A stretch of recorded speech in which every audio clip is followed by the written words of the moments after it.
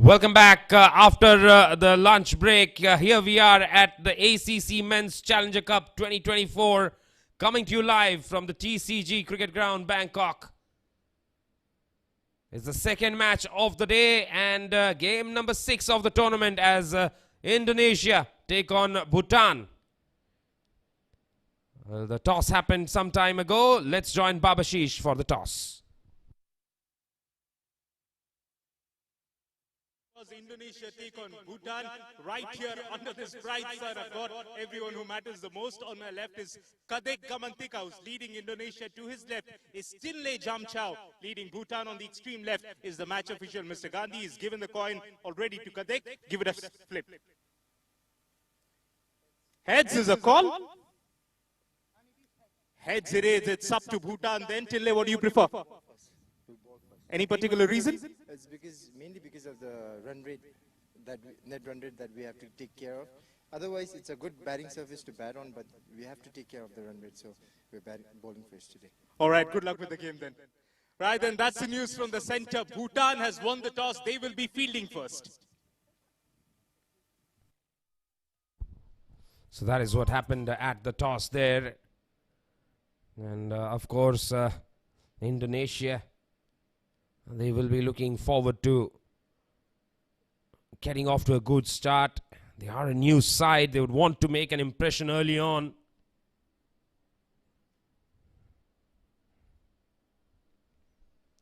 The opening batters for Indonesia, Gede Agus Priyandana.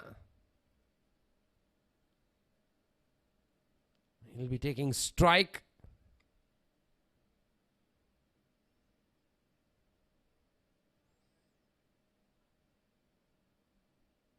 At the non-strikers end, Muhammad Anjar Tadarus. Starting proceedings for Bhutan, Tenzin Wangchuk.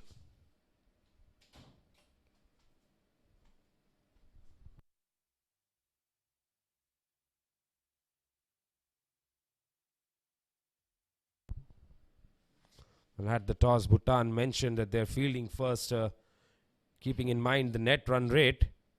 Very quick thinking there. Already thinking about the net run rate. Alongside me in the comm box is Babashish Nanda after the toss. Very interesting statement there from the Bhutanese captain. Proactive indeed, Nishant. And that's what you want. Bhutan would like to believe this is an easier fixture, having seen how Saudi Arabia plays their cricket. And so, once you're up against a slightly weaker team, you would want to push the advantage home. That's why they are fielding first. We're just starting in a couple of minutes' time. In fact, 1 minute away to scheduled start of play. Batters hate to wait, especially right at the start of the innings. You want to get going, get that first run out of the way, run a quick single, get your feet moving.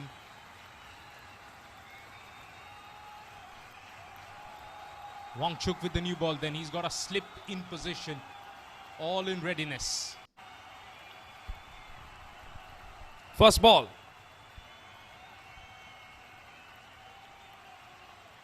And a good start. Nice carry to the keeper. Dot ball to start with. Nice smooth run up in action there for Wangchuk.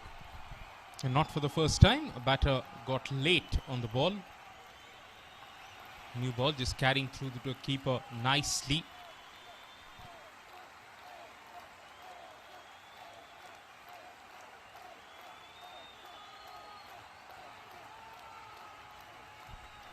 Agus missed that first ball.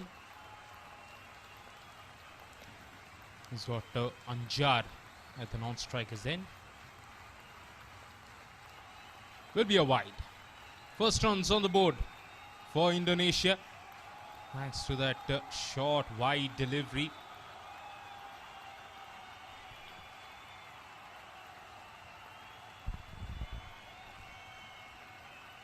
They are off the mark. Well, they would definitely want to put some runs on the board here. He's got a deep fine leg, deep third, nobody square, deep on the offside. And he's constantly bowling short and wide. He'll get away with that particular delivery. But Agus here has missed out on a scoring opportunity for sure. Only the ring field to beat on the offside. You beat them, you get a boundary. I think that is what we'll be trying to do. Get it into the gap on that offside. Just clear the infield, that's enough. Can Wangchuk now look for that fuller ball? And does so. Beats Agus convincingly.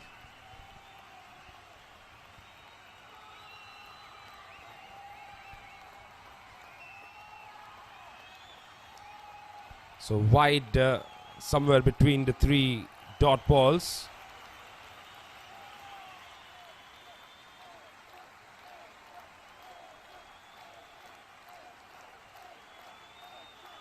We've seen a nice rhythm from Wangchuk. Nothing has come in so far. It's just going one way. Finally bat on ball. There is no run there. Direct throw would have perhaps made it really interesting.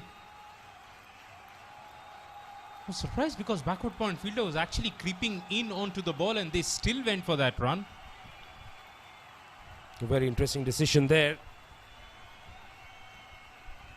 But in the end, they managed to pick up that single. First runs on the board. Batter off the mark, Agus.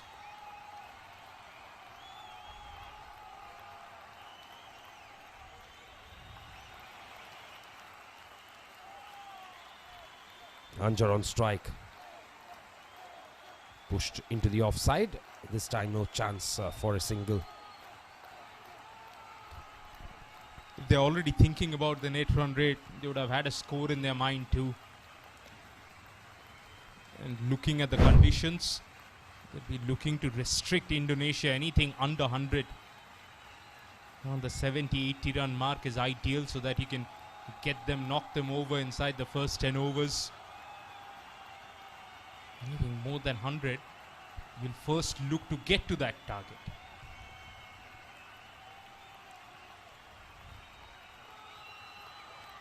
Off the outside half of the bat.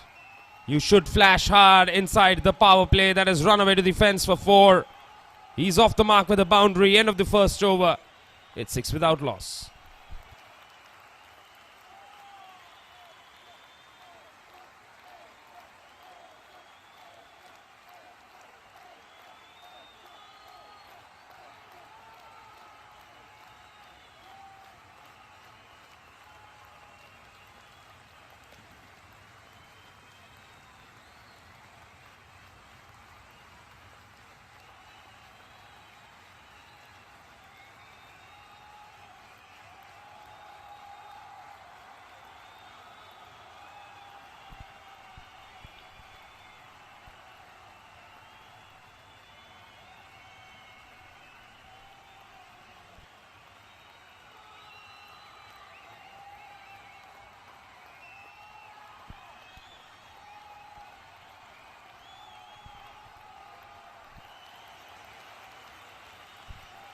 Captain of the side, Thinley Jamso, who won the toss, had no hesitation but to bowl first. Here he is. Wayward, good take from the keeper. Still be a wide.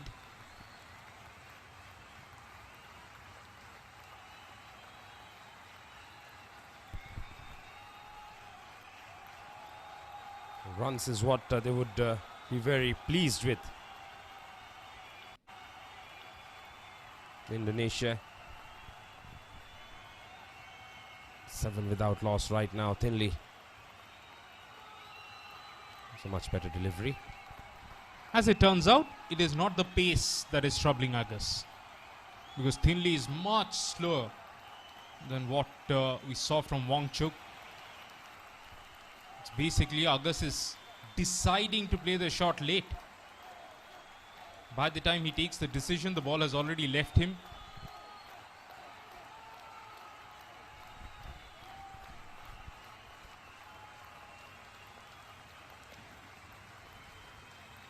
That's a good looking shot. Midon runs in.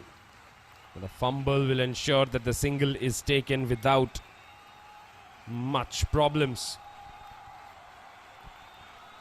That brings Anjar on strike.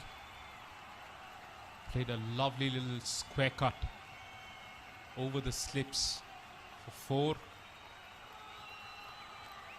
He seems to have got faster hands between these two. Let's see if Thinley continues to pitch the ball up.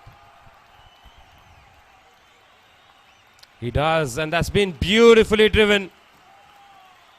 He picked the gap brilliantly there and picks up a boundary. He's very sure where he wanted to hit it. Never wanted to go squarer. Look how straighter he's played that cover drive. Just to the left of the mid-off fielder in that extra cover region. That makes a lot of sense when you're batting with the new ball. Very second you open the face of the bat, you bring the slip fielder keeper in play. He's presenting a much straighter bat. So watching it go through to the wicket keeper this time. The temptation must have been there to play square of the wicket, especially with nobody in the deep. Also, I think where that slip fielder is, I believe that's a little too close for anything that will be slashed hard. Sanjay can afford to be fearless with that shot right now. Poor delivery on the pads. That has been clipped away nicely. That's the 3rd boundary for Anja.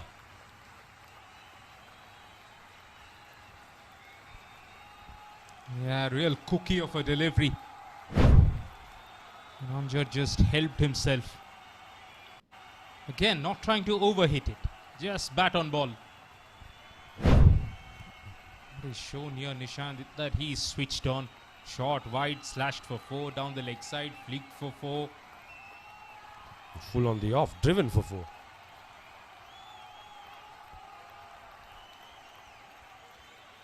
Short and wide again. This time it will be called a wide.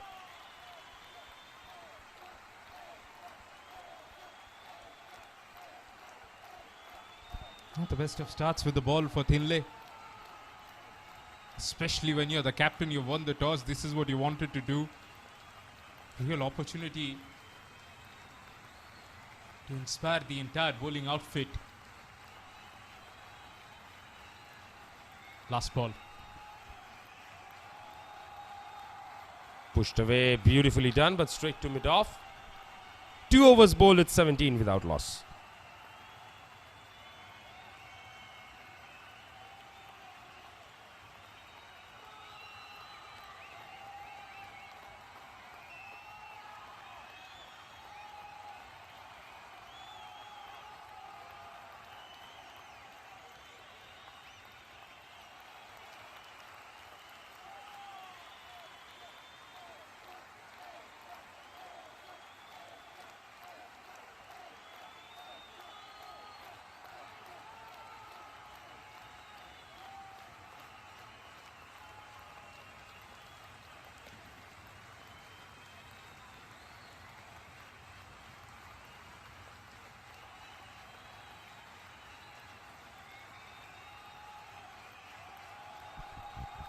Just the way Anjar has batted will give Agus a lot of confidence that there are runs to be had here. Only if he can get into good positions. Wongchuk into his 2nd and continues to bowl with real pace. Not for the first time we have seen Agus very late in attempting a shot, which keeps the keeper and that solitary slip fielder very much interested.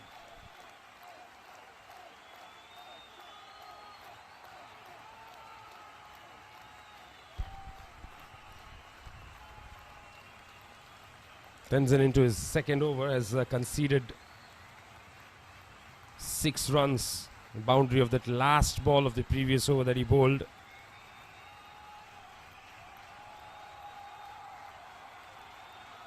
Agus on strike. Played straight to the fielder. He wanted a single, but Anjar not interested. Overcompensating his delayed stroke play. Now played it a little too early. So unable to find the gap square on the offside. Perfect opportunity for Tenzin to now pitch it up, bring the stumps in play. You can see Agus is waiting on the back foot, waiting for that cut shot to come his way. Let's see if he can challenge the middle of the stumps or the top of the stumps.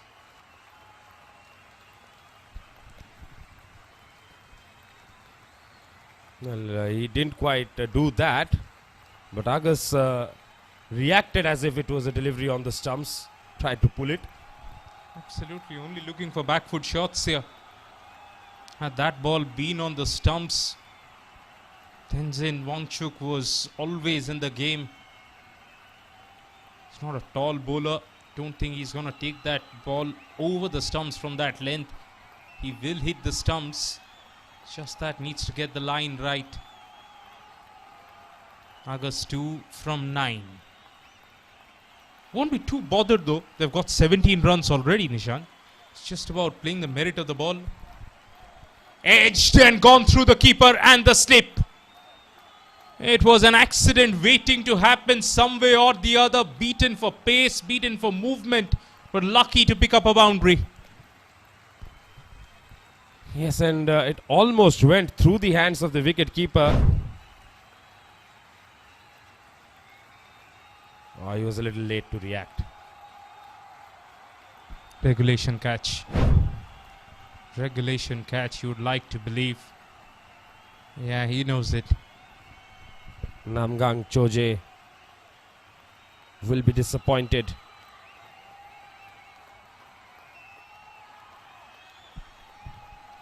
That slip fielder has come in tighter after that particular edge. It was more towards the wide-ish first slip. Now very conventional deep first slip.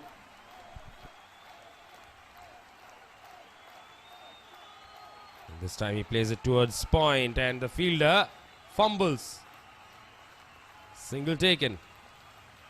Will bring Anjar on strike. He's batting on 12 of 6. He's doing pretty well. I believe overall you can put this down to a good start. 22 inside your first 3 overs. You haven't lost a wicket. You've got half of the power play to go and accelerate if you can. Finish with 40-45 with all wickets in hand. It's ideal.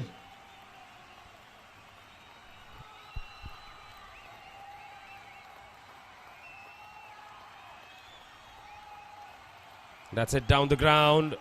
He's waiting for the mid-on fielder. Mix up there. But no damage done.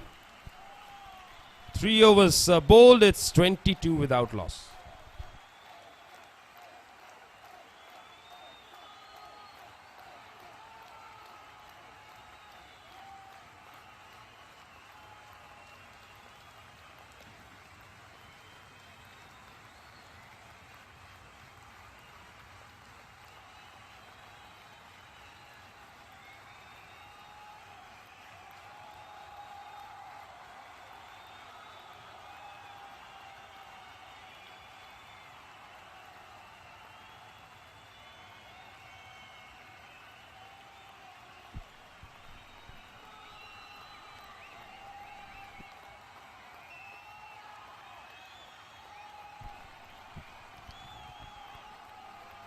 First signs of spin from Bhutan. Suprit Pradhan. Right arm off spinner.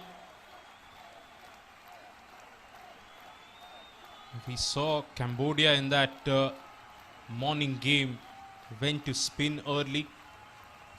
It worked for them too. Sharan picked up a wicket, removed the left-hander.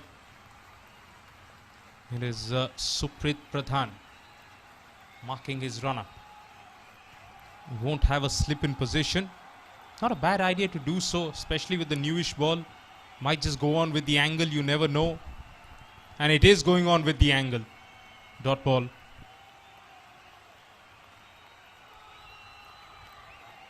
Good start for Supriya.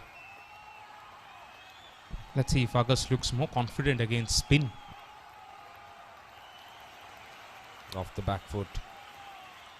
Defended. That is a dot ball. The way he's batting right now, he can actually get rid of the short cover, bringing that slip fielder in play. Was that edged? Half a cry from the bowler and the fielders. Very difficult to pick up the outside edge real time. Dot ball though.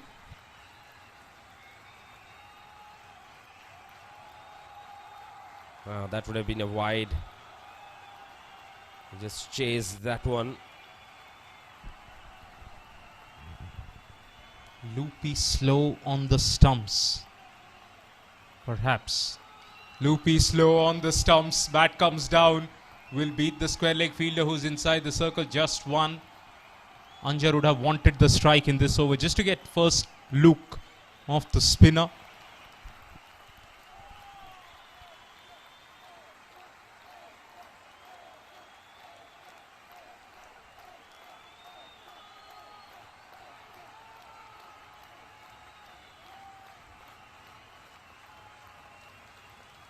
That's played away again towards that Gullion point area. Dot ball to finish the over. Just one run coming from it. 4 bowled, 23 without loss.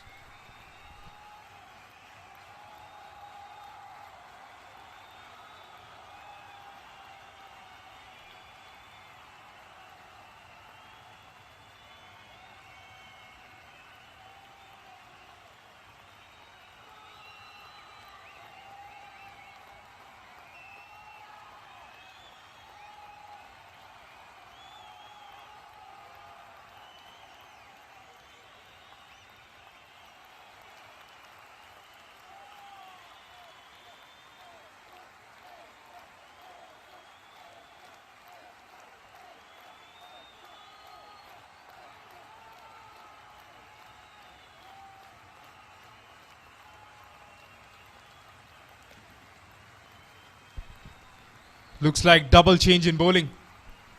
Taller right arm quick. Bowls a full toss and he's been greeted with a gorgeous drive. August's first boundary, that'll make him feel like $1 million, to be honest. Again, not trying to overhit it. Yes, Ranjung Mikyo Dorji. Just bowling a little too full on that occasion. Yeah, just a warm-up delivery.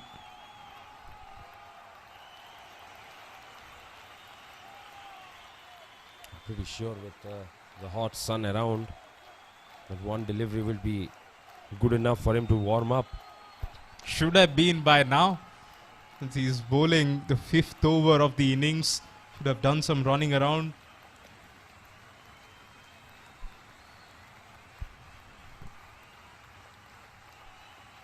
That's much better. The length, the line can be better. It's a dot ball nonetheless. So I think he's got the advantage of height, Nishant. Should really test August for the short ball, for the bouncer. Which is something we didn't see in that first game beyond the first 5 minutes, 10 minutes or so.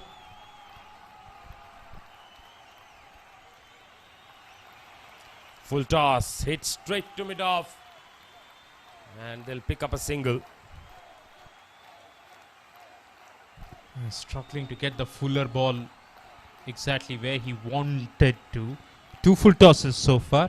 Lucky that this wasn't put away for 4. Anjar on the other hand, I don't think he's going to let the full tosses go. He's looking in fine touch. Across the line, heave. Powerful, raw power from Anjar. He's moved on to 16 from 9. And he's dealing in boundaries. All of his runs have come in the form of 4 boundaries. Nicely picked up from outside the off stump. Not the easiest of shots to play.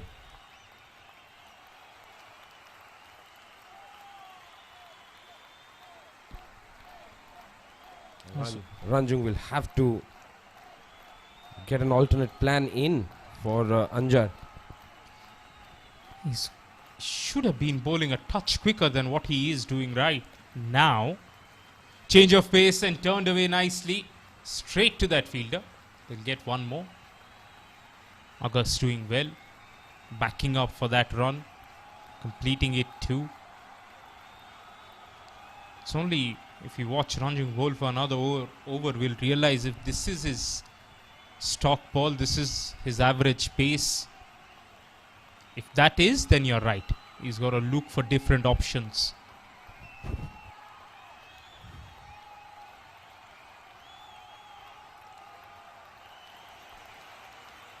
That's flicked away. There is a fielder in the deep. It will be a single. 11 of the over. 5 bowled. It's 34 without loss.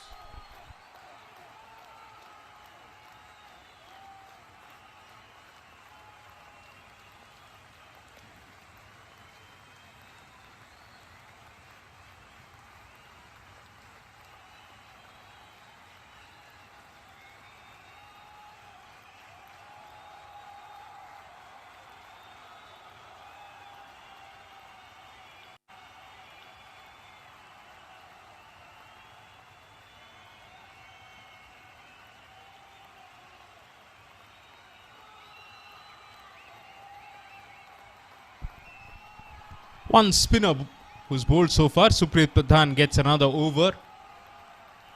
Last over of the power play. What we saw in his first over, there was hardly any turn on offer. And so it's now up to Agas and Anjar to really cash in.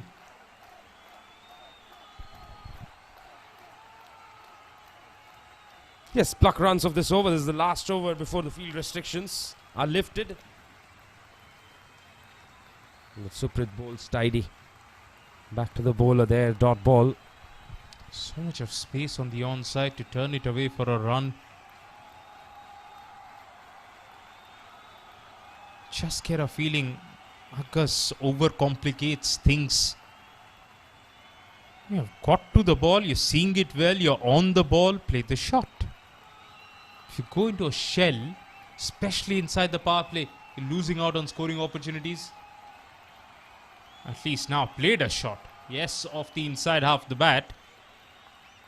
The good thing is, a little bit of bravery being shown from Agas. You need more of that.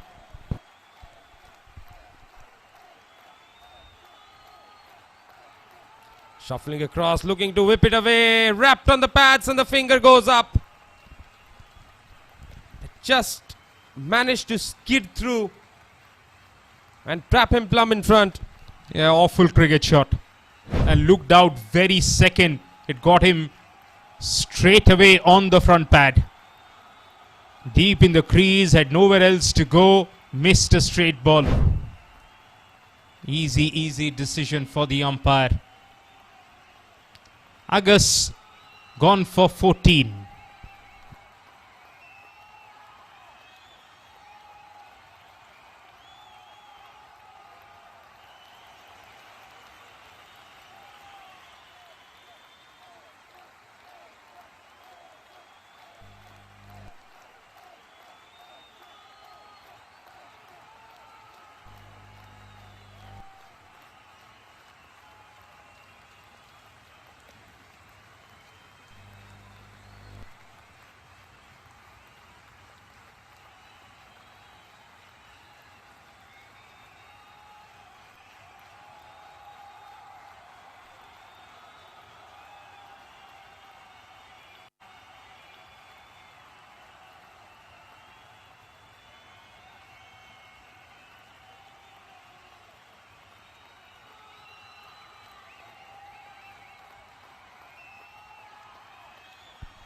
There you go. That's Kirubasankar Coimbatore Ramamurthy coming out to bat at number 3.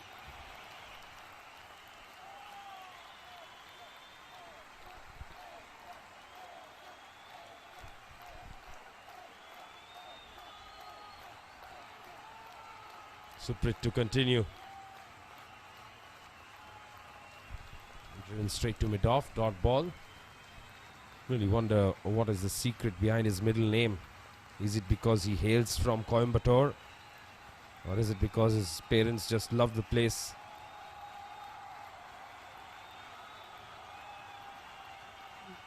Straight to the fielder again. This is an excellent over from Suprit. Yeah, and the cost of a wicket made in here. Could be both actually. Beautiful place, Coimbatore.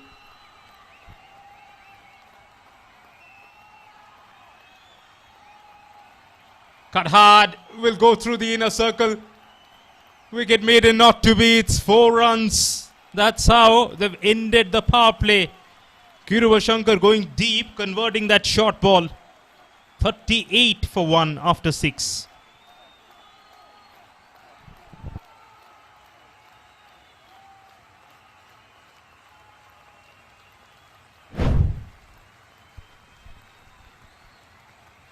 Now that was the first boundary that they got in the power play. Then some delightful strokes. Anjar whipping it away. That was a drop chance. Agus then was driving the ball well. That pickup shot was outstanding from Anjar. And then came the wicket. Shuffling across, trapped in front. And that's how they ended the power play with Ramamurthy getting a boundary. KC Ramamurthy reminded me one of the most celebrated longer names in cricket. WPUJ Chamindavas celebrated his 50th birthday earlier this week. On the front foot, driven nicely for a run. And yes, and giving him tough competition was Chanaka Velegedra.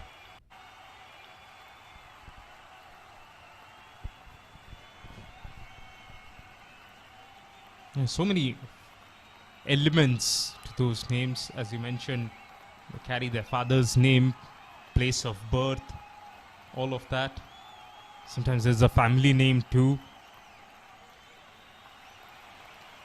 It's a combination of all of them. Right here, perfect opportunity to make a name for himself. Playing the ACC Men's Challenger Cup. Into these group stage games, we just saw KSA beating Cambodia by 88 runs. That was a good delivery, good line there from Ranjung. Solid in defense there, Kiruva Shankar. It tells you he's got some batting pedigree for sure. Batting number 3, so you expect that. He's got a strong base. So once he's set, you can expect a bit of power coming from him too. Right now, it's about building an innings. Nicely opened the face of the bat, rotating the strike.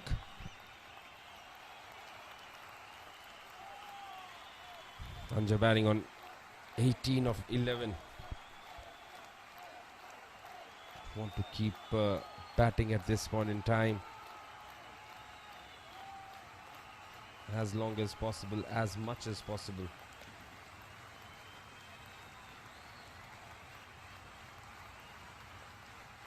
Looks to pull. Doesn't get hold of it. That ball gave the impression it was just sitting on the surface for a little longer. Is that because of natural variation of the surface, or Ranjung actually took pace off? We'll find out. In the first game as well, we saw spinners finding a little bit of turn. So it's not a bad option to go to your change-ups. Into the surface, cut away nicely. As the sweeper comes around, keeps it down to just 1.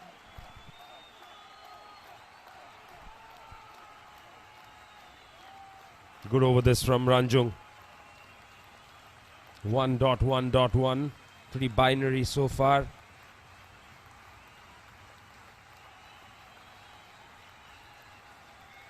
Final delivery of the over.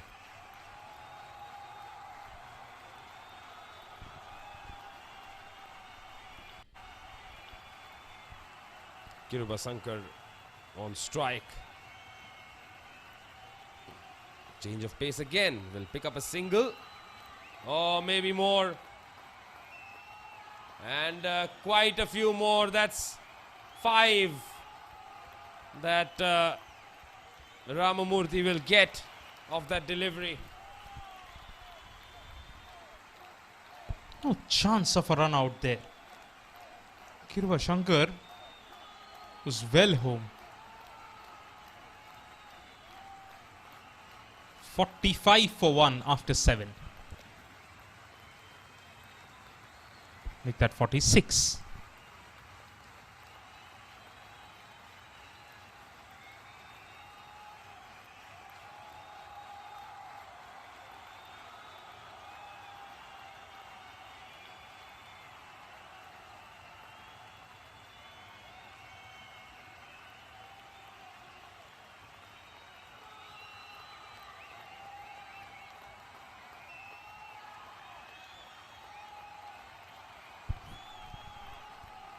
Pradhan, who bowled a maiden over for his second one, will get a third over on the trot.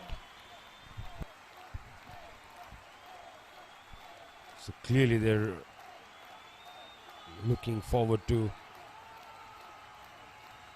applying some pressure here. And Suprit has managed to do that. This was the perfect opportunity to bring in another spinner. Who's over is your second spinner. This is the opportunity to get him in the game. And I would have kept Pradhan's 2 overs for any time they pick up a wicket. And then you bring him on, but yeah, captains do think differently. Quick single. Will get it quite comfortably.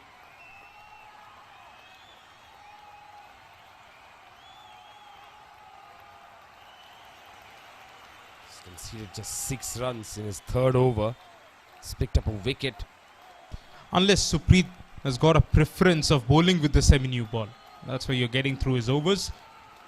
Caught superbly. That is Kirubasankar's best shot of the innings so far. Going right back in the crease and playing the ball late. As he waited for that one and played that shot a little late to get that placement right. 50 up for Indonesia with that boundary.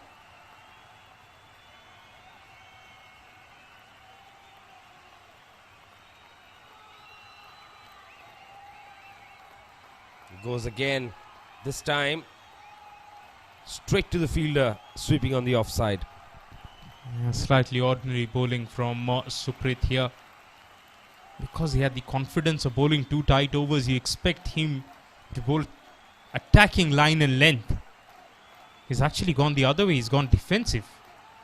Better ball, little too straight though, off the pads. Should be just 1. No, they're coming for the second.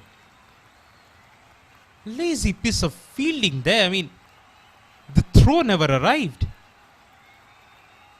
I'm surprised because he actually made good ground to get to the ball.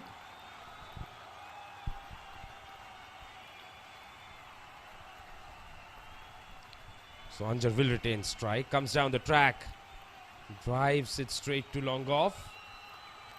Single to finish the over. 8 runs of it, 8 bowled, it's 54 for 1.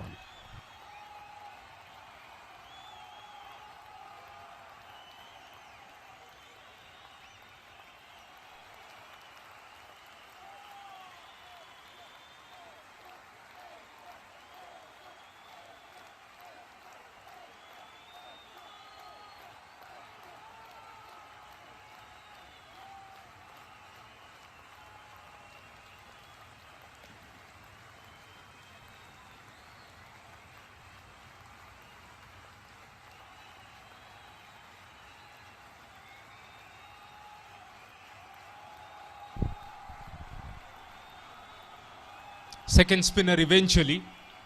1 over later than we anticipated. Left arm spinner. Namage Thinley.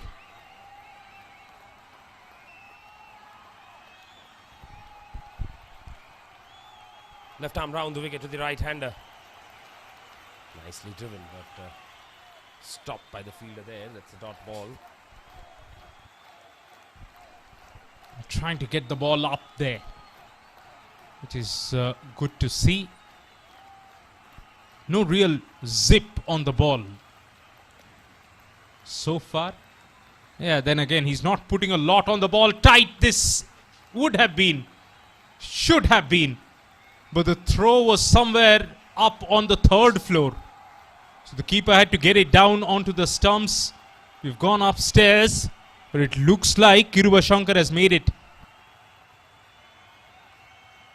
There's that extra bit of time that was wasted when he just tried to get the ball down.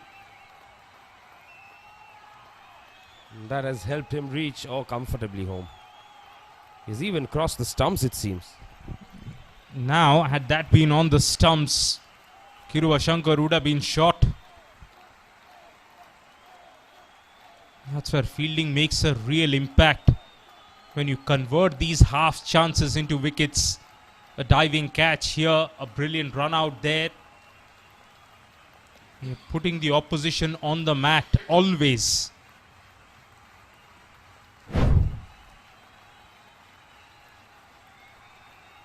Straightforward decision from upstairs. Kiruba Shankar will continue.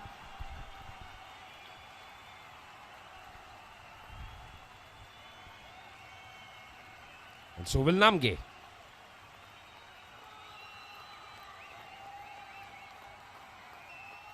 He's putting it in the stumps, which I think just suggests that he is probably looking for that delivery that turns away. Yeah, just at this point of time, he's not providing enough revolutions on the ball. Down the track, slogged away with the wind, sails away for a maximum. Anjar just waking up from a slumber, gets another boundary. Very nicely struck there by Anjar. First six of the match. Coming down the track and slog sweeping it. How often do you see that? A batter coming down the track and then playing the slog sweep.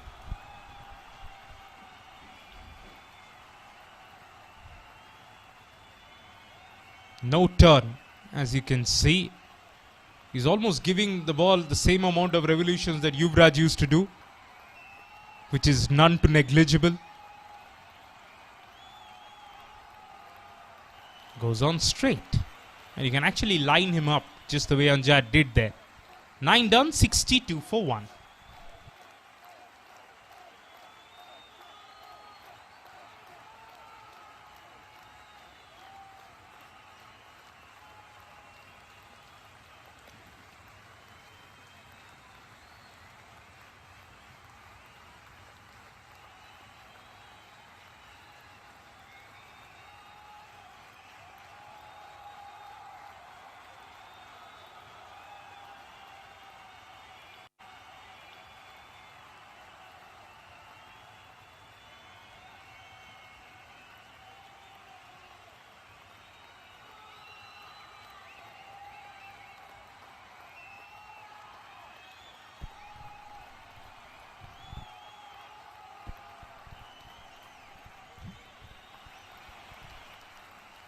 Captain of Bhutan, Thinley Jamso, is now trusting an all-spin attack from both the ends.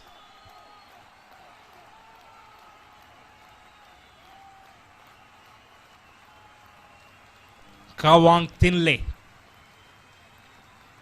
has been introduced into the bowling attack.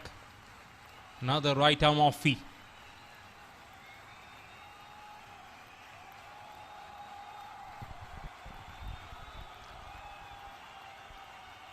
Oh, that's a good shot, but I think the fielder got a hand to it.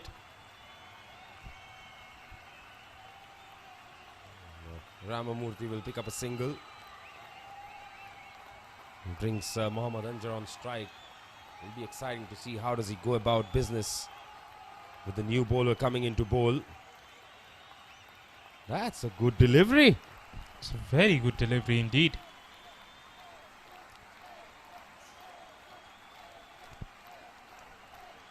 Kawang he takes momentum to the bowling crease by moving both his hands backward. Very Harbhajan Singh like manner to start the action. Almost spreads his wings before he starts running. That gives him the push to go towards the crease, down the track, and a good shot too. Much straighter. That pushes the long on fielder by the time he gets a throw back. Couple. Yeah, he got the throw back, but to a different pitch. Again, throwing is something that is very difficult. Long throws in particular. Oh, pushed through quicker. Well bowled. When you're being introduced to cricket, that is a tough skill to master for newcomers. You're right, and with more and more fitness playing a larger part, that is being covered. Placement is perfect. And that's why it's fallen safe. All the great fielding. Just one there. That's the skipper himself. 10 overs bowled, 66 for 1. It's time for a drink.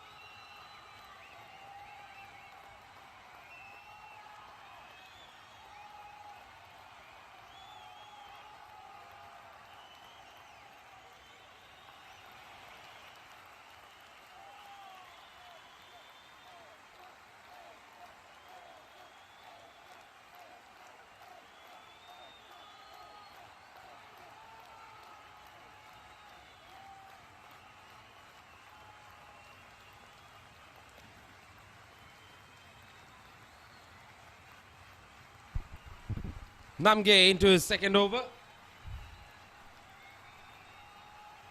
A little too far outside the off stump there. Mohammad Anjar looking to cut it away, missing it.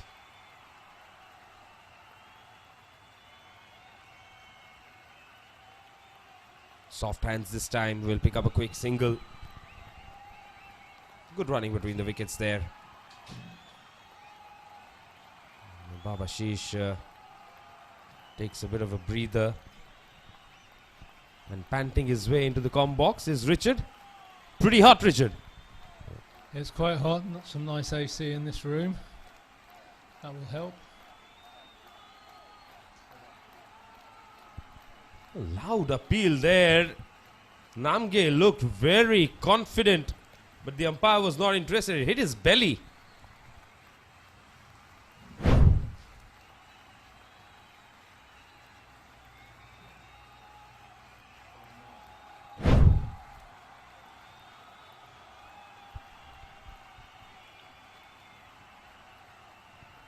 That's nicely played. Goes through the fielder. But there is protection in the deep, so just a single.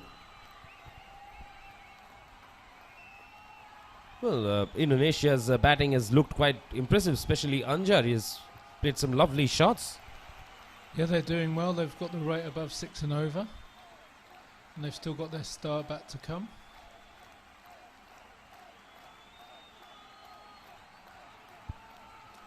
Another loud appeal, and umpire was not interested, but they've managed to get a run out in. Another LBW shout. Must have been quite close. Batsmen both ended up at the same end. That was close as well. It was always the non-striker's call. And I think Anjar was guilty of ball watching. He's run out for 33 of 28.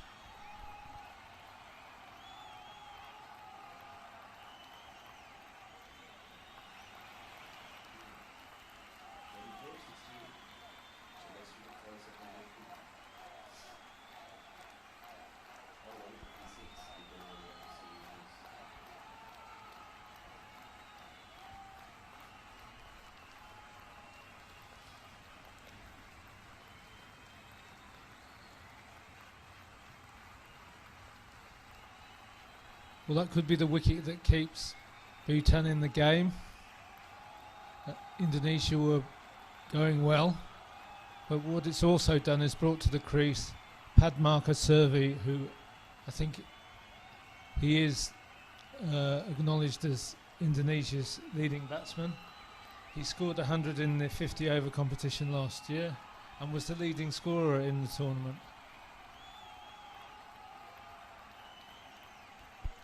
So he's one to watch, but he's not facing at the moment. Oh, that's gone right through him. Appeal here. For a leg before, for a caught behind. Nothing, says the umpire. The bowler can't believe it. 11 bowlers, 68 for 2.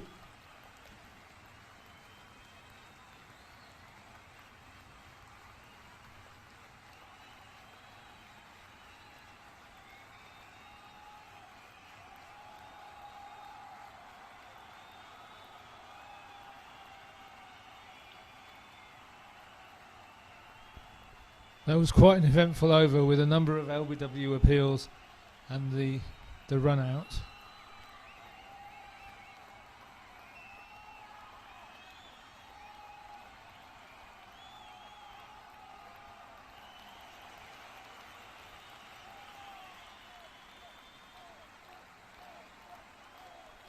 And this is what we see from Bhutan, plenty of spin bowling.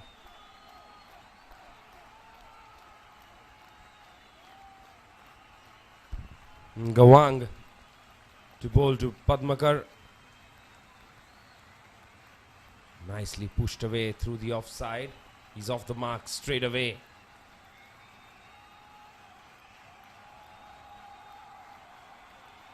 That'll bring Ramamurthy on strike.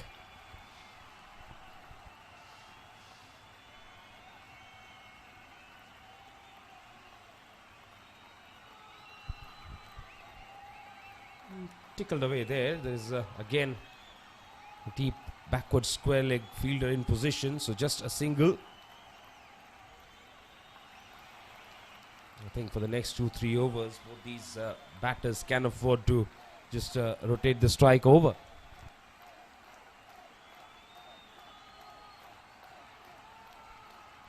It's another single pushed out through the offside.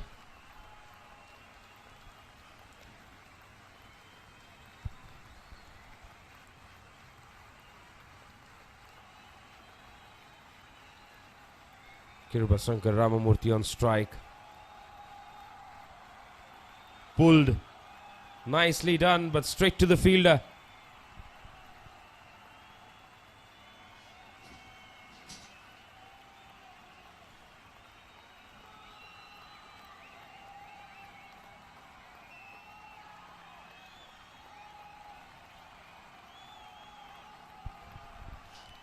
Full toss this time, chipped away.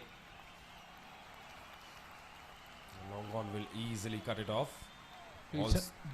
All singles so far. Yeah, Bhutan will be happy with no boundaries from this over.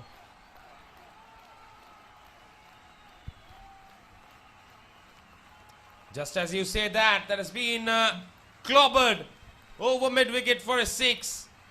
And that turns this over into a big over. 12 bowls, 79 for 2.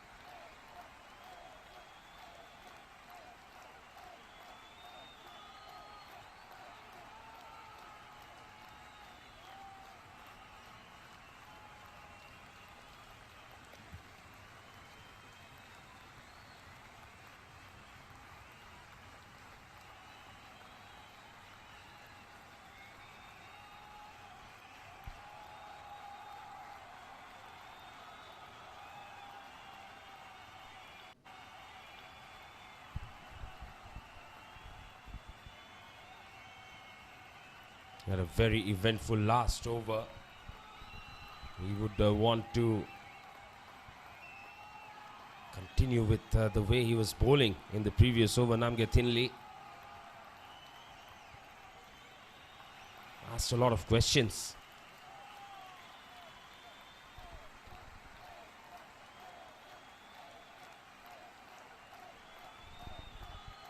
Looking to cut it away there. That kept low.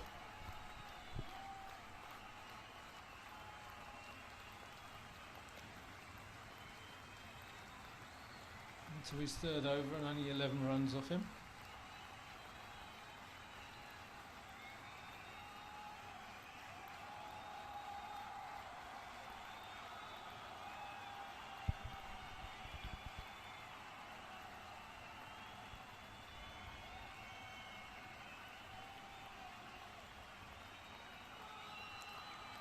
That brings Padmakar on strike. Nicely bowled, soft hands. They're looking for a quick single. Shy at the non-striker's end, was weak. The throw didn't really have enough power. Yeah, Indonesia won't want to lose another wicket to a run out.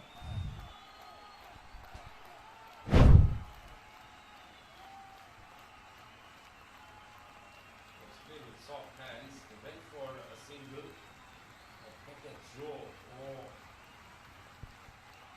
Better throw would have made things interesting. Slog sweep attempted. Well bowled by Namgye. He's now mixing it up.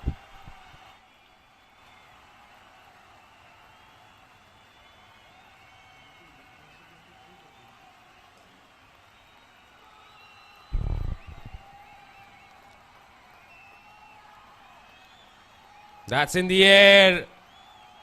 And looks like that has gone the distance. What a gorgeous looking shot that was. Just looked like he kept one hand on the bat and hit it over cover one-handed. Yes, and it's gone all the way.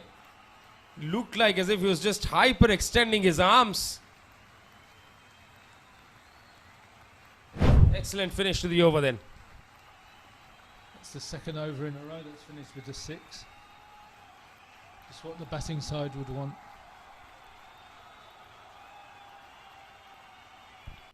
There, that's the statsman speaking.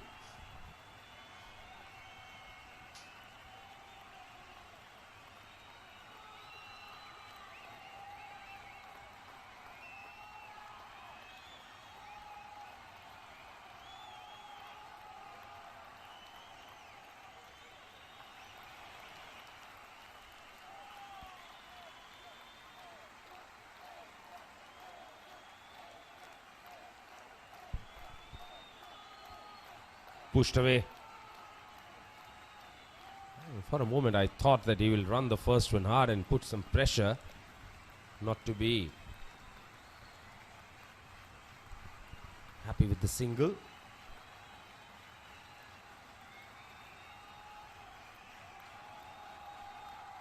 Gawanga.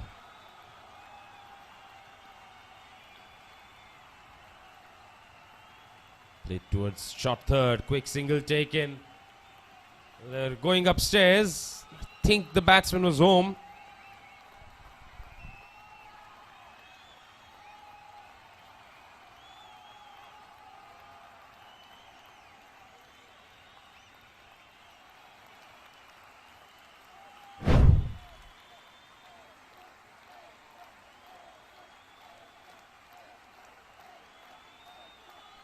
Yes, he was home.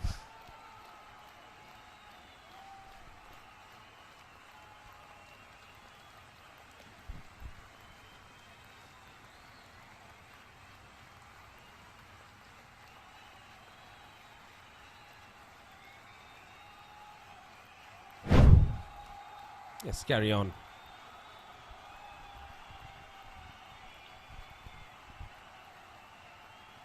Everybody was ready because everybody knew that it's not going to go in favor of the bowling side probably. Very well bowled, very well bowled. The batsman was totally foxed on that occasion.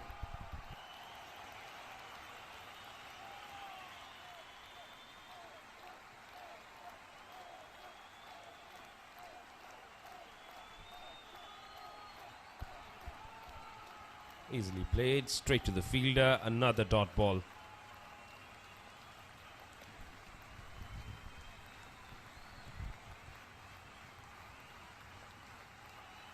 Good shot. Into the gap, chase for the fielder, he will cut it off. And just a single. That's not great running between the wickets, to be very honest. Maybe he thought it was going to the boundary, but he should have put more of an effort in to get 2 there.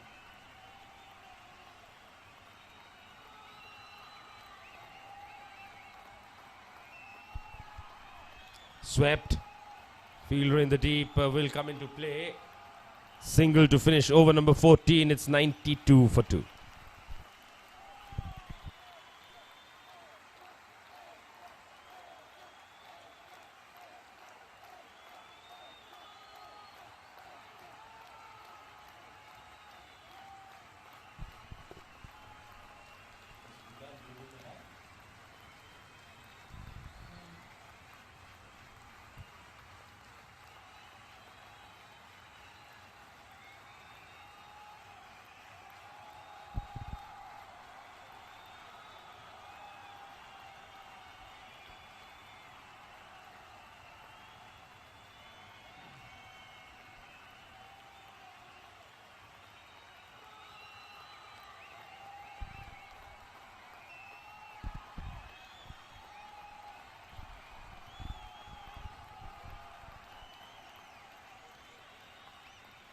So time for pace to come back.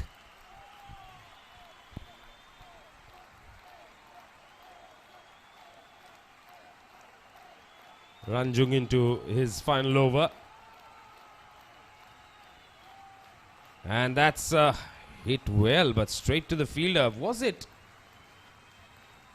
chance. Very tough to say that.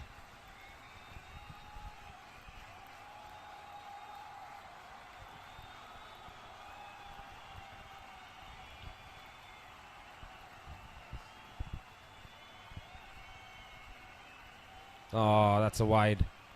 There's bowling cross seam. And despite that, this bowled so wide outside the off stump. Yeah, well outside the wide line.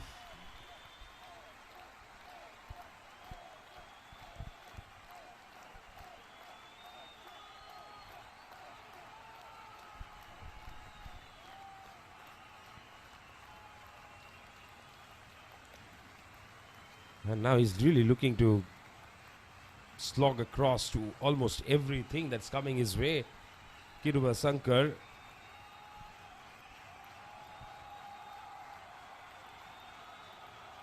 He's the set batter. It's up to him now to really finish this Indonesian innings well.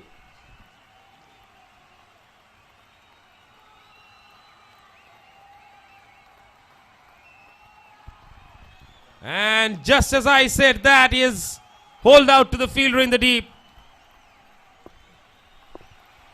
He was looking to really step on the gas here. But while trying to do that, he meets his end. Caught in the deep. And Bhutan get a breakthrough at a good time. They've been batting well with a lot of singles and then hitting the bad ball for 4 or 6, but he's just tried too hard there and he's tried to hit every ball that over. Out for 31 off 26 balls.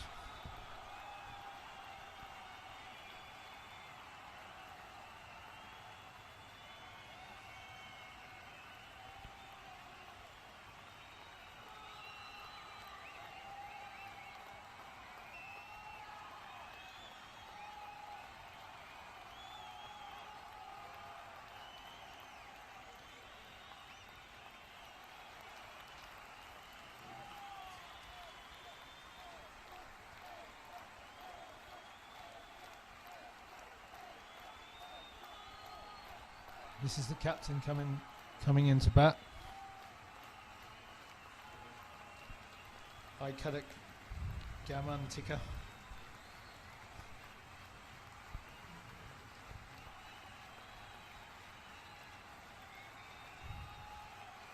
Yes, and he'll have a tough responsibility on his shoulders here.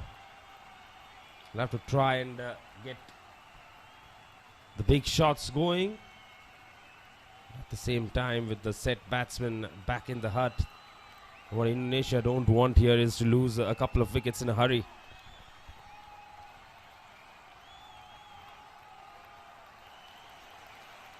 It's eased away towards long off. Single taken. Probably is time for Padmarka to show us what sort of quality he's got.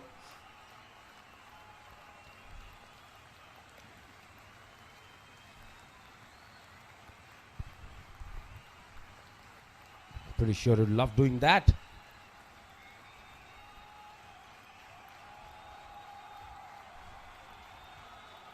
Well bowled. Right up there on the stumps. Padmakar manages to dig it out. It's a single to finish the over. 15 bowled. Indonesia are inching towards 100.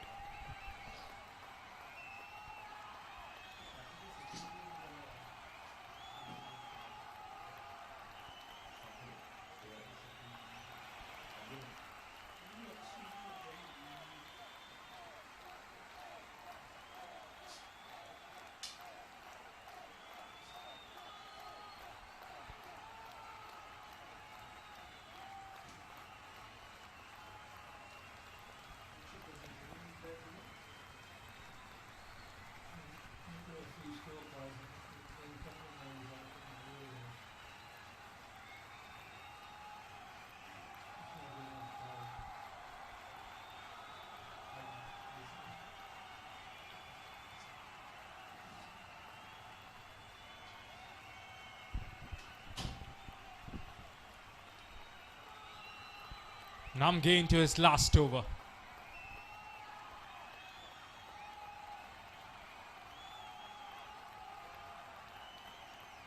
Almost chopped it back onto the stumps. Going through his work perfectly, the left arm spinner. He's got a good understanding of what sort of a pace he should be bowling at. And he's sticking to that. Not too quick, not too slow. Just that pace between 60 to 80 almost. That's about it.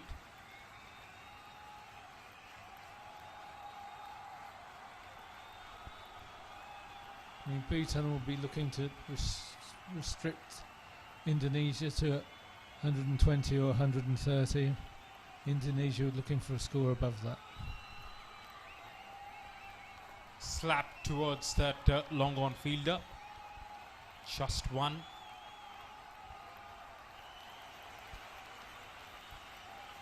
Indonesia lost the all-important wicket of Kirby Shankar just at the wrong time.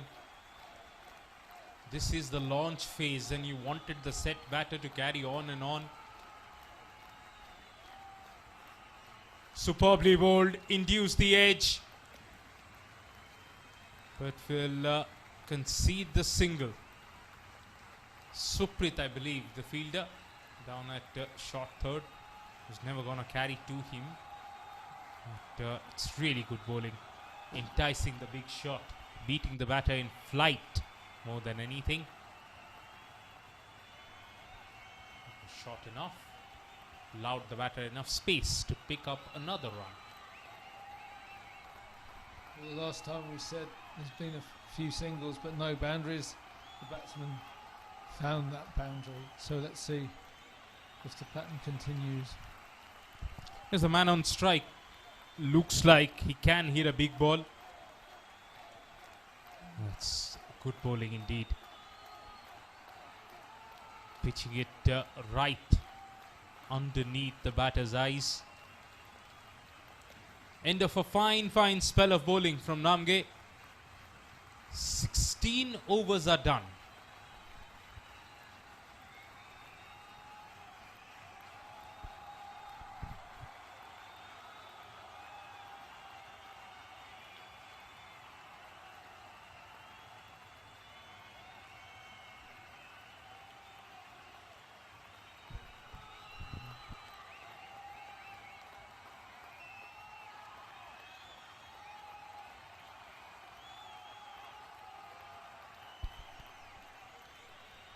Landmark figure of 100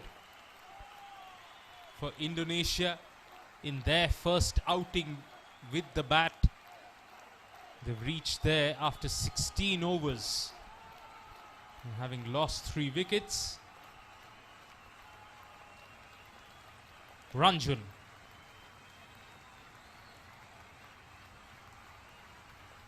Lack of pace there outside the off stump. Batter unable to get anything onto that. Plenty of protection square on both the sides for Ranjan. Specifically offside. They've got a deep point, deep third. On the onside though, everyone deep in front of the wicket. Long gone. Mid-wicket, square leg, fine leg, all inside the circle. That's why he's bowling wider outside the off stump. Bowling to a proper plan here, Richard. That's been given as a wide. But I don't think Mikio will think much. Yeah, just outside the marker. Good call from Leon. But yeah, deep point, deep third, deep sweeper. It's about bowling outside the off stump.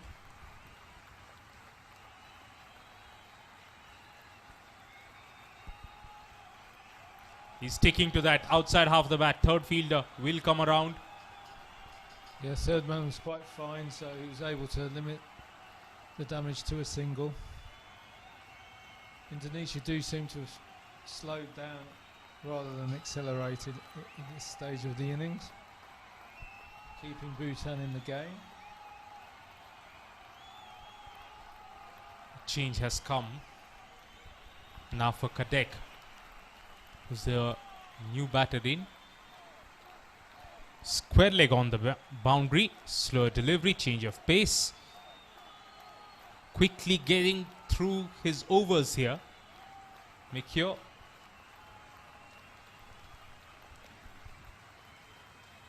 How many more do you think Indonesia would love to have? 30 more? Well, I would have thought they'd got to 64 or so at the halfway stage, so they would have looked for 130 or even 140. But the rate has been dropping in the last few overs. And the chances are they might get one big over somewhere. Yorked himself there. Did Kadek. Just a single. Always a chance in the last 3-4 overs that you'll be able to get one big over. Question is, can you get two? If they get two big overs, 130 still very much on. And that's a score they'll be okay with. Might not be overtly pleased with, but something for their bowlers. Would have been a wide. Deep fielders, couple of them there. One of them will come around, keep it down to 2. At least they managed to run a second there rather than just dwell on running a single.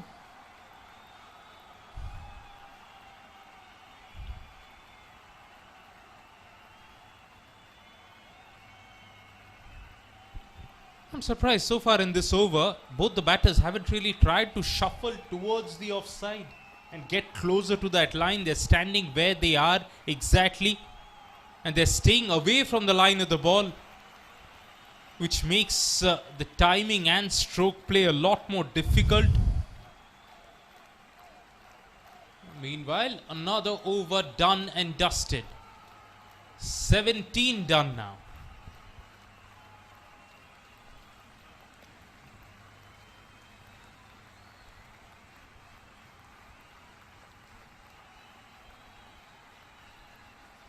We saw in the earlier game today, Saudi Arabia were able to accelerate all the way through to the end of the 20th over. They scored 192 in their 20 overs, but nothing like that in this game. The rate is just about dropping, beginning to drop rather than accelerate. Yeah, it's 6.24 right now.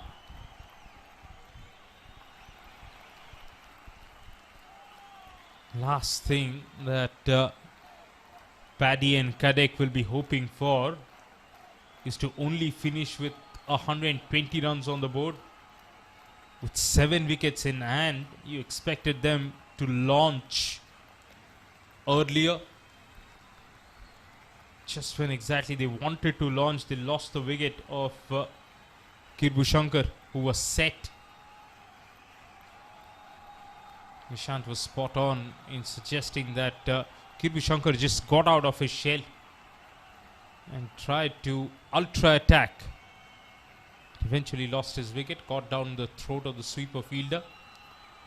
Tenzin Wangchuk bowled 2 overs with a new ball. Now he returns for his final spell. Short ball, fielder deep. Gets underneath that one and takes it comfortably. Never ever panicked. Really kept his eyes on the ball, tracked the ball till the very last second. It's an easy catch. That's the end of Padma Kumar. Off cutter. No distance there. Just had to move back a couple of paces, that was all. Took the catch very easily. And that's 106 for 4.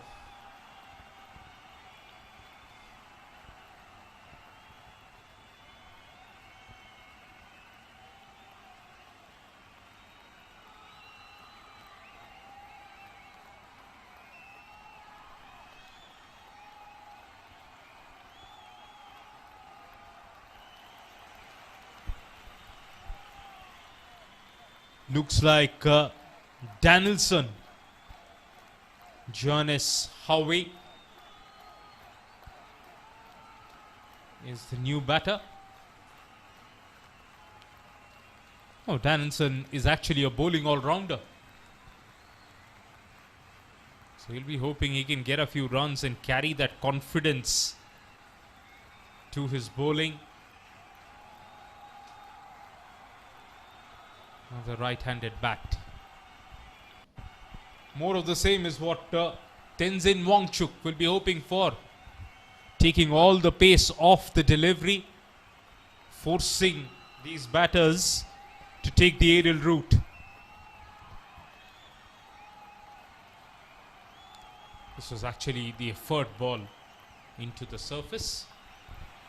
Pulled for a run to get off the mark. Danielson brings Kadek on strike.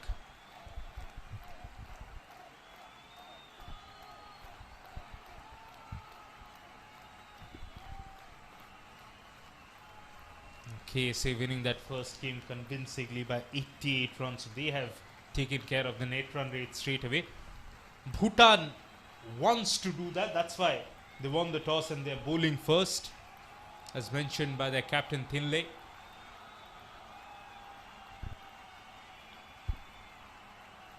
Again, change of pace, and Kadek has only cut that one towards that third fielder. Just another run. But it's great to see that the Bhutan team really thinking about the net run rate early in the piece. We see a lot of teams leaving that till the last game, then they'll have to do impossible things. Not them. No, that's right. I think we honestly think that Saudi Arabia might win all three of their games, so it just leaves the other three teams to fight it out between themselves. With any team able to beat, there's another wicket. Yeah, knocked him over quite convincingly. Proper bowler's hack on the onside from Danielson. He's just excited to have a bowl here. Just wanted to get out there, have a hit, unable to get bat on ball, and he's off. Quickly getting rid of his gloves, will take his pads off, and will straight away think about bowling.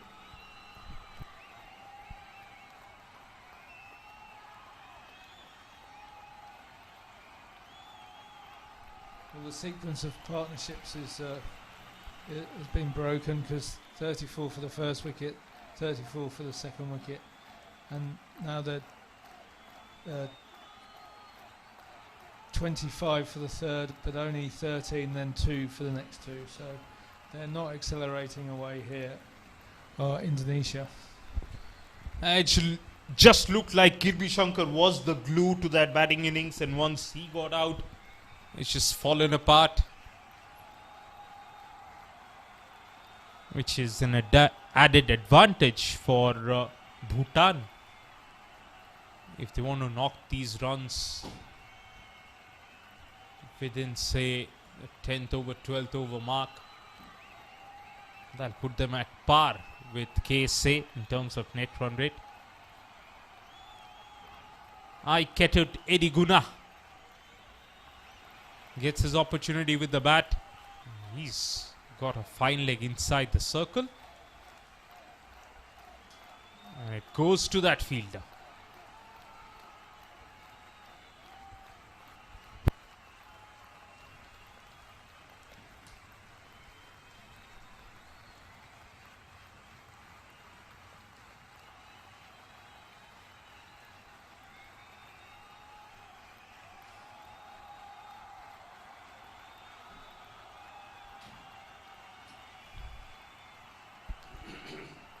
Last ball of this over. Could it be another slowy? Oh, in fact, it's into the surface. Being pulled for a run. Ketut Edi will keep the strike. 12 balls to go. Indonesia are on 109 for 5.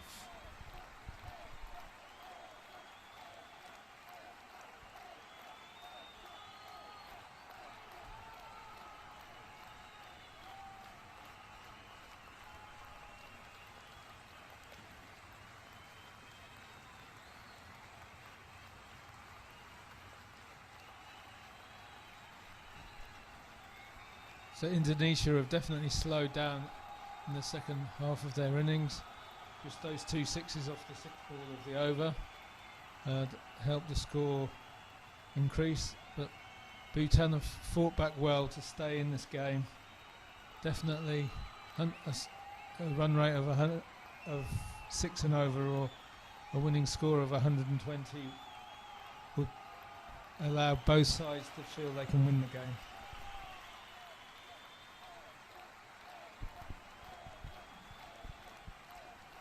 It was impressive in his first spell, the off spinner.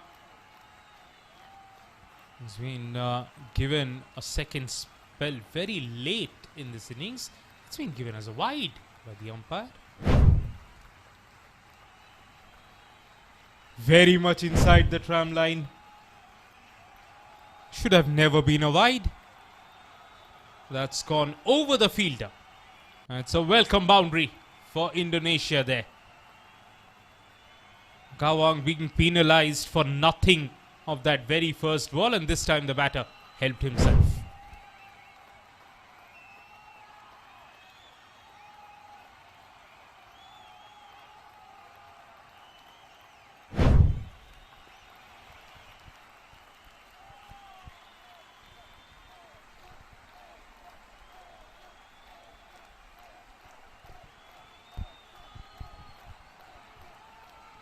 Field remains the same. Loopy delivery, trying to reverse slap it. No power behind that shot. Just a single.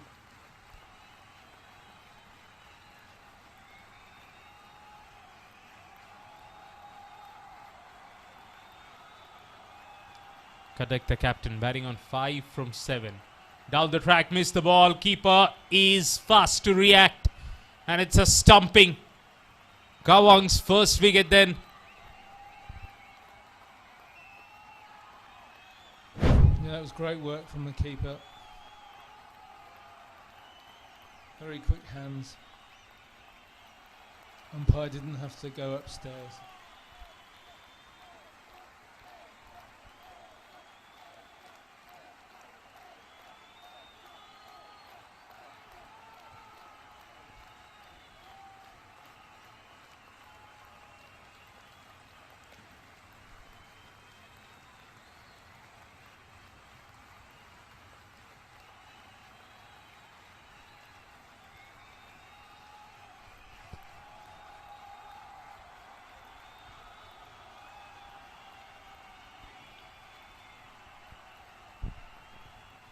Time for the keeper batter, Ahmad Ramdhoni.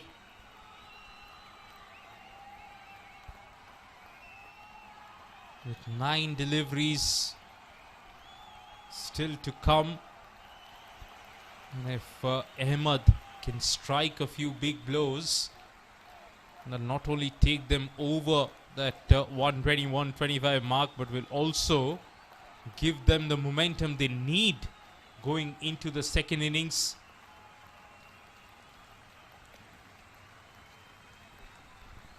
Well, the bowler keeping his line outside off stump.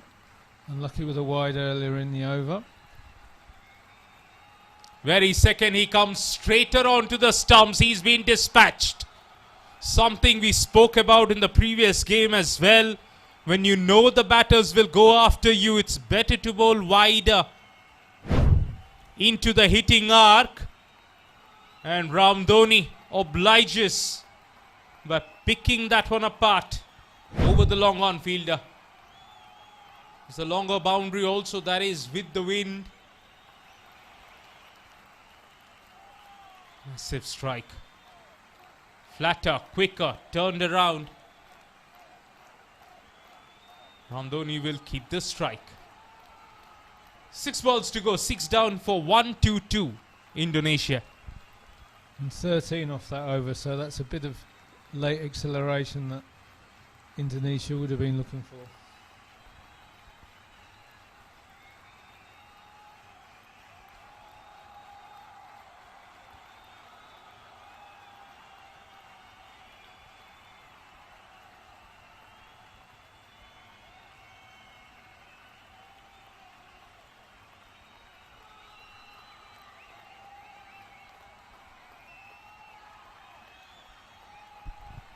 Well, I mean, it's been a good surface to bat on. Nothing wrong with the surface, Richard. It's been aiding good stroke play. So Bhutan will fancy their chances. It's just that I'm not too sure about the net run rate anymore, because this is some chase, 122. Quicker ball, no timing though. Because of that, they only get one.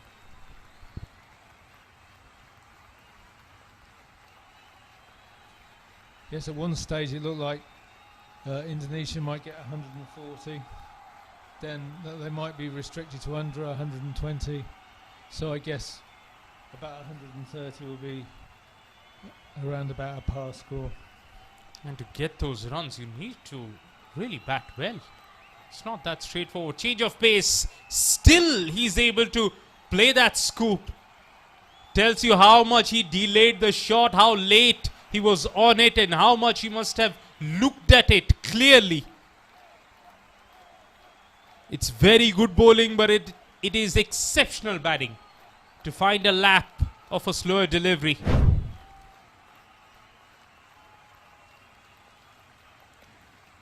Diving full stretch, the keeper couldn't get a glove to that. Credit to the batter. He's manufactured something out of the thin air. Short fine leg goes to deep fine leg after that particular shot. So third fielder comes inside the circle. More change-ups perhaps. Now he wanted to go the other way, just over the keeper, that is. No matter where you put the D fielders, if they'll hit you over the keeper, it's very difficult to stop them.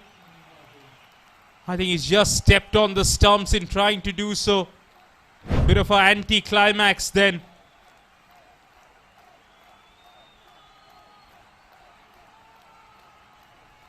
He's out hit wicket there.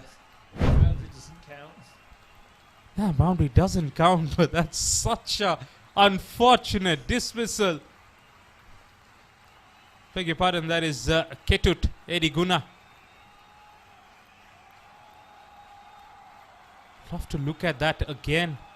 And how did he manage to pull that one back onto the stumps?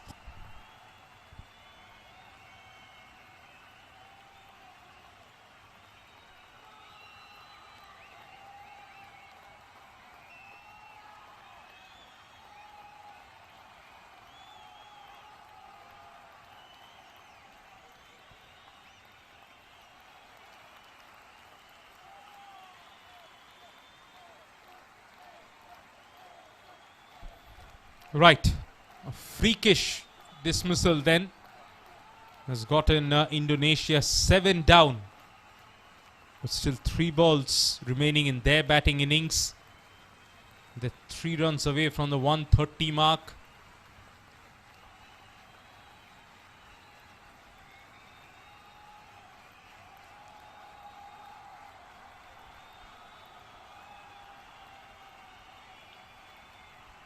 New batter in. Fernando.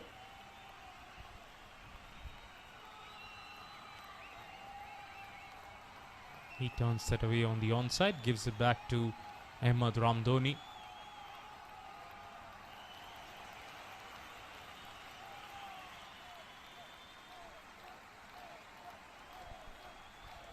Batting in the 4th innings today, Bhutan might face some challenge against spin. So if Indonesia's slow bowlers can keep it tight, might have a match in our hands. Slogged away, that's in the gap. By the time that fielder comes around, Ramdoni will return for the 2nd run. With that, 130 is what Indonesia have managed after 19.5.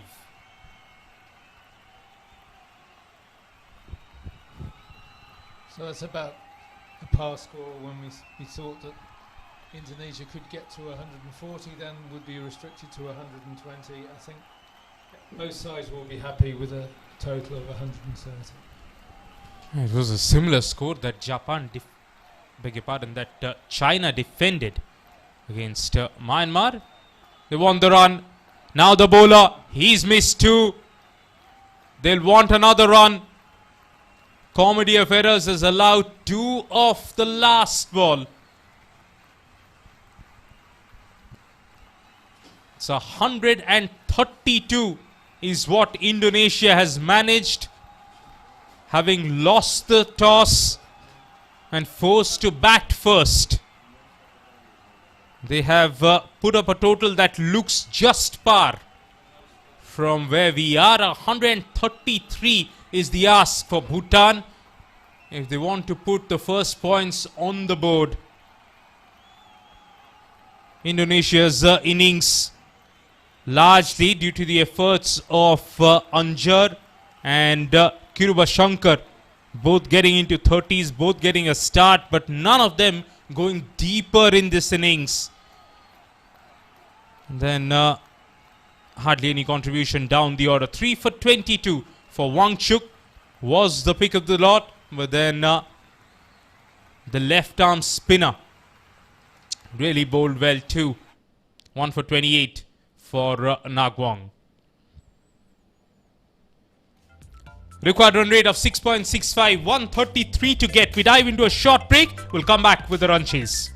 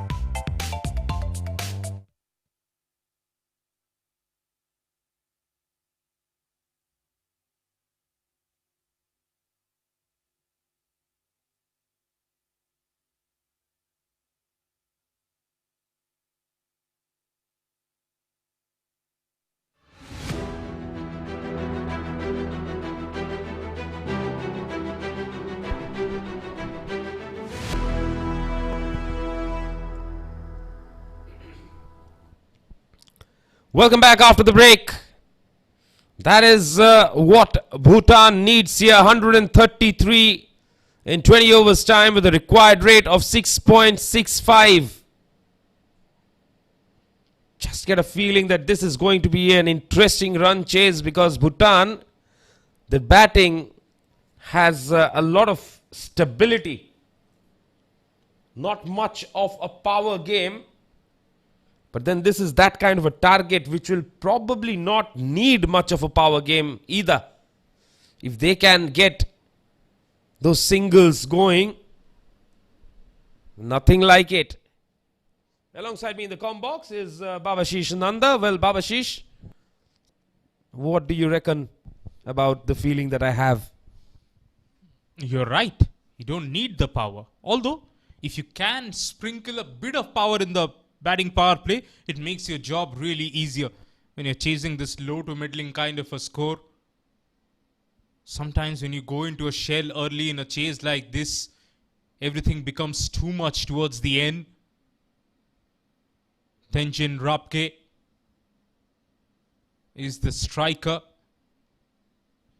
And he's got the support of Jigme. It should be Danielson, it looks like. Got out without scoring much. Batted down the order. In fact, it's Rogerio Maxi-Coda.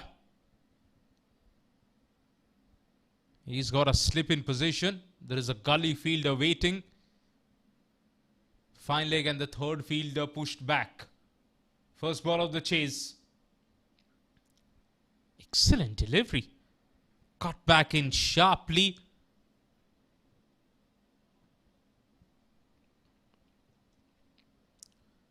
And for the purists out there, the action of Rogerio, everything looks right about him. It's a gentle run up, a strong gather, a clean release with fingers very much behind the ball. A very animated jump too.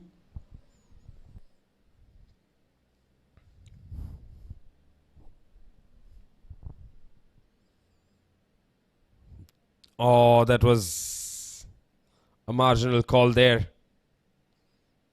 Line belongs to the umpire. So first runs on the board. Rogerio Maxi. If he can get a few curls going, then he'll have a hairdo very similar to Malinga's.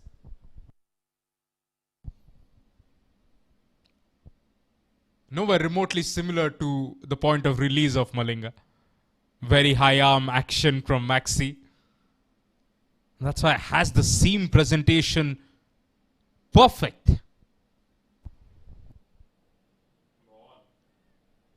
He's looking to cut that delivery. I don't think the length was there for the cut. And gets beaten. Yes, the release point is a good 70 degrees straighter.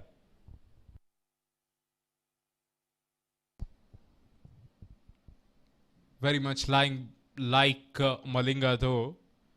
He wants to be fuller. Irrespective of the swing he's getting, which is always a good sign. If you're bowling with a new ball, you're allowing the ball to interact with the air, with the wind. Look at that length. Angled bat all right. It's a single two.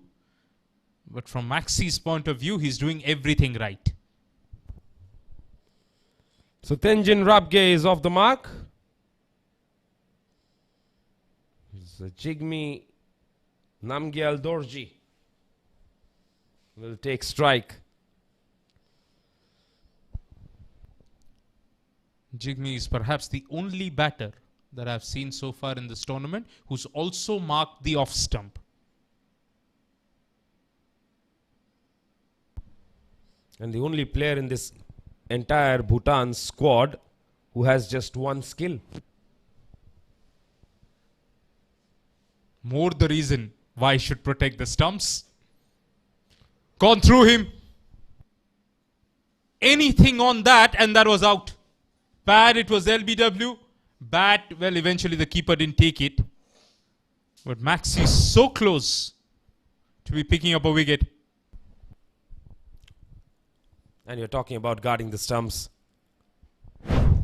That's what I wanted to tell him. Once you stand on off stump, it's all right, but don't miss the straight ball.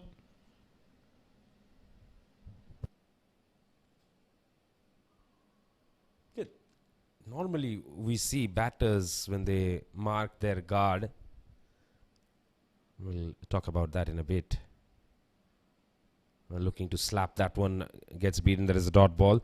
So when the batters mark their guard, they try to place the toes on the line, and the bat is generally behind the feet.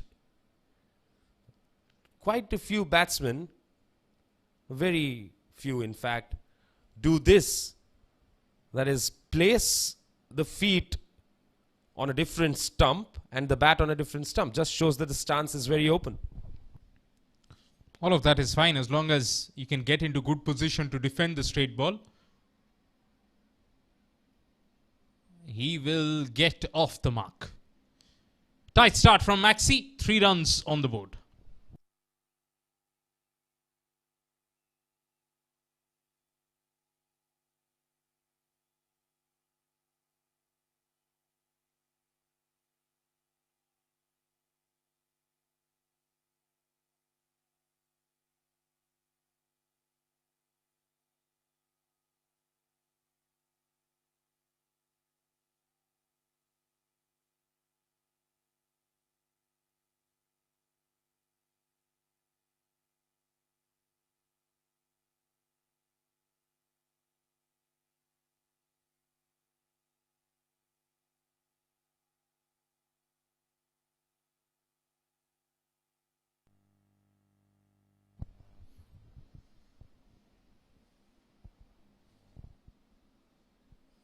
Yeah, the reason I got confused with Danielson being the opening bowler is because both of the new ball bowlers have got the same hairdo.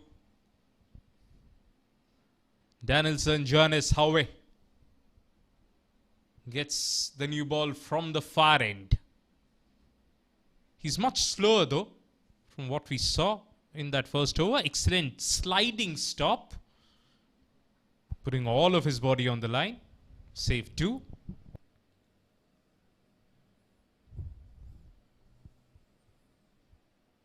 Yes, the open stance that he's batting with, and with so much gap between where he taps his bat and where his feet are, always a candidate for LBW against incoming deliveries.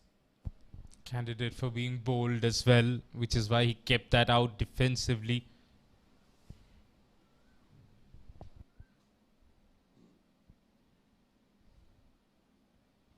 Also, you'd like to believe that if you cramp him up for a short ball, a bat path will take longer to get there. But the way Danielson is bowling, he's not going to really threaten Jigme here with pace. There's hardly any pace to threaten the batter. And that was too far outside the off stump.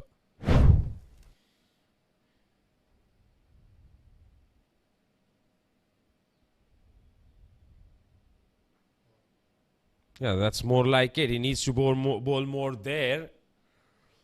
Last time Jigme manages to keep it out, picks up a single. They'll bring Tenjin Rabge on strike for the first time to Danielson.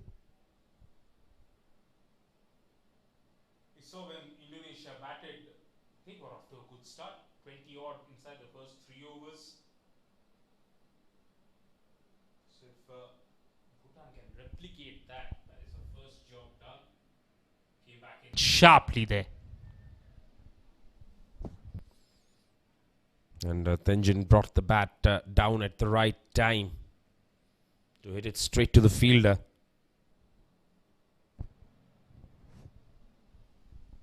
Interesting to see where is Tenjin looking for that elusive boundary here.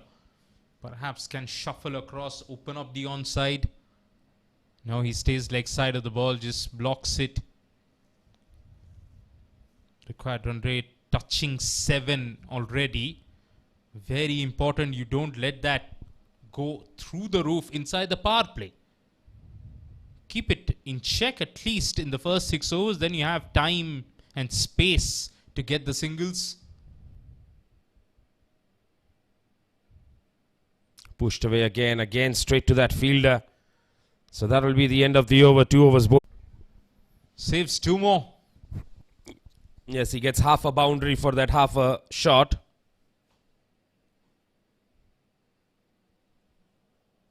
Just getting a feeling that if you're going to give him room, then he's going to attack. The best way to get him out, or probably keep him quiet as well, is to bowl within the stumps. Yeah, swing it back in from off stump. That's the ideal line and length for somebody like Jigme.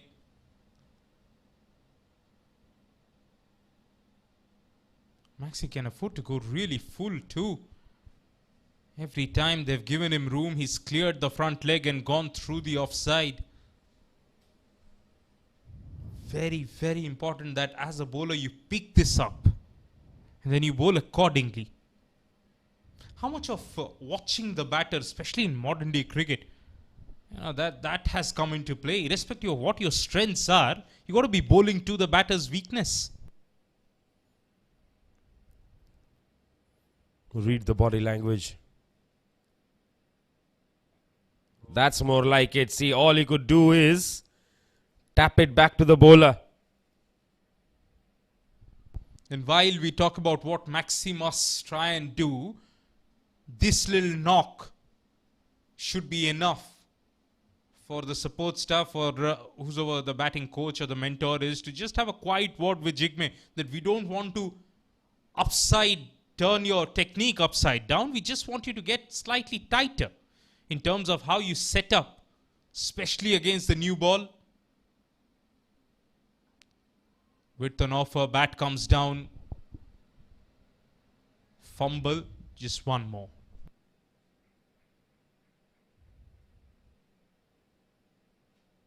He came down on it with very quick hands. A very tidy start this by Indonesia. I hope they're not leaving it until it's too late though. Especially in this power play. Bhutan definitely are. Well bowled, extra kick. A little bit of extra zing from the surface there. Go back to the interview that we did with the captain of Bhutan at the toss. And he was promptly talking about the net run rate. The 10 for no loss after 2.5. Irrespective of how much Indonesia got, if net run rate was in their mind, or maybe it was, had it been a low score. Now that it is 132, they're just looking to get the points on board. And I don't blame them for that, if that is the case. In front, very much in front. It didn't get up to. Was it missing leg stump? That's the question. That's the overdone. 10 for no loss.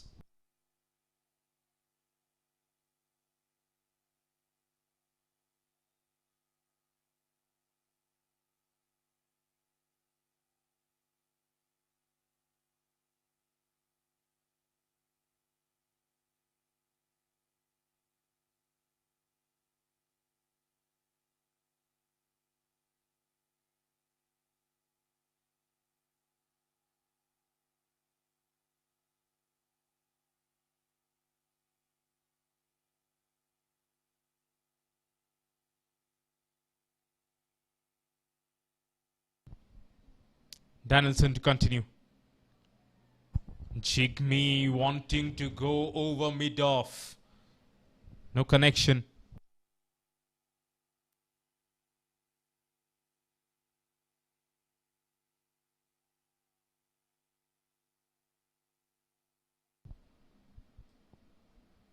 Required run rate continues to jump up and over 7. Well over 7 now.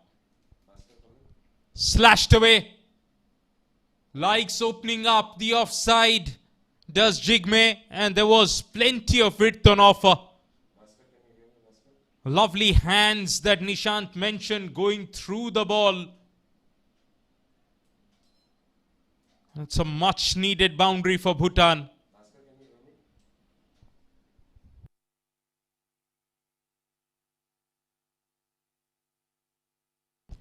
Love to see that half a shout of LBW in the previous over. If we can bring that up.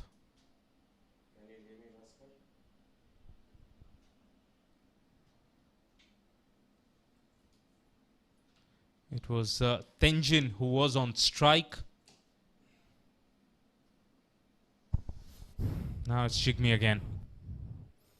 Well, looking to slog it across the line this time. Misses it completely. Danielson there. Will be very happy that he could come back from the boundary with a dot ball. And because he's looking to play across the line again, the change-up, the slowy is a very, very good option. Confident. That's his bread and butter shot. Front leg out of the way. Hits through the offside. Lot straighter this time, Nishant. Yes, give him room outside the off stump and he's going to cut you around. That was nicely struck by Jigme. Second boundary of the over. Just looks like Danielson is just sticking to his plans and not bowling according to the batter. Again, that ball was way outside the off stump. Fortunate that Jigme didn't find the gap, or else that could have been the third boundary of the over. Yeah, somebody just needs to talk to him. And Rabge, meanwhile, is batting on just 1.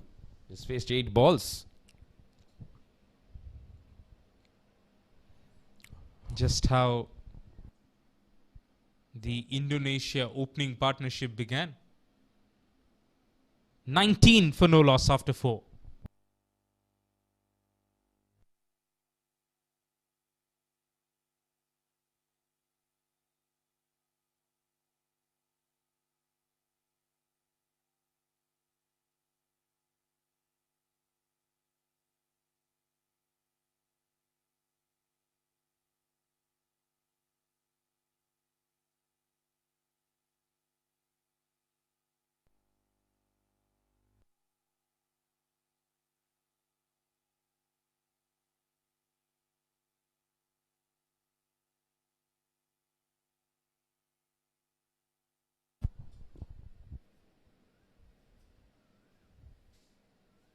Four overs, 19 for no loss.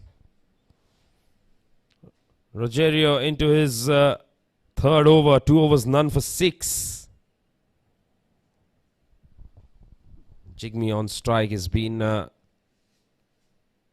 taking the bulk of the strike. Looks like some issue with him. Yeah, got the inside half of the bat straight onto the boot. And that is painful. And he'll need some time to recover from that.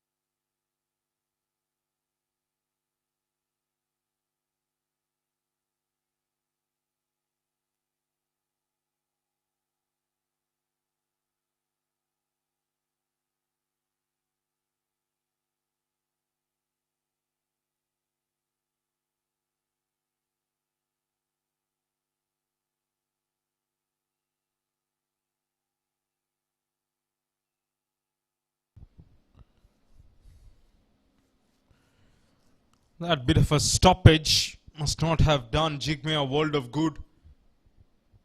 He has to switch on once again. That's where he likes. They've constantly been feeding him shots outside the off stump. Indonesia, they're not learning here.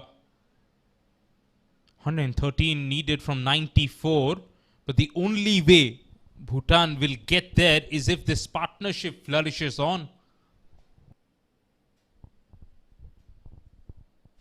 Yes, they've gotten their eye in. At least Jigme has. Now need to carry on. Flicked away nicely. Just past the fielder inside the circle, giving it the chase. They'll come back for two. That shot reconfirms even Tenjin has got his eye in now. That's what happens. Spend some time out there, you start watching the ball better. You get into better positions. The confidence that you must have gathered from all your hard work before the game in the nets, that starts coming back to you. You get a feel of the occasion. It just gets easier. That was very close for the cut shot. And he was still managing to play that, which tells you now he's watching the ball very, very well. I know that Indonesia has kept it tight, but be aware, because both of these two openers are now set.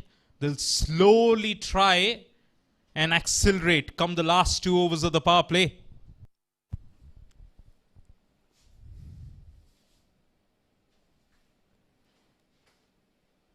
Eight balls remain in the power play.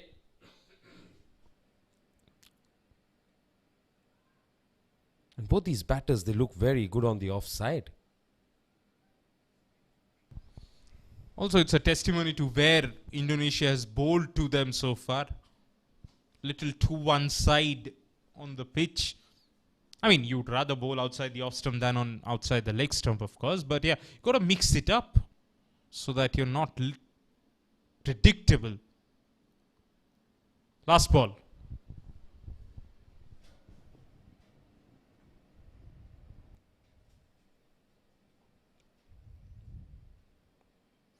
Looks to pull, misses it.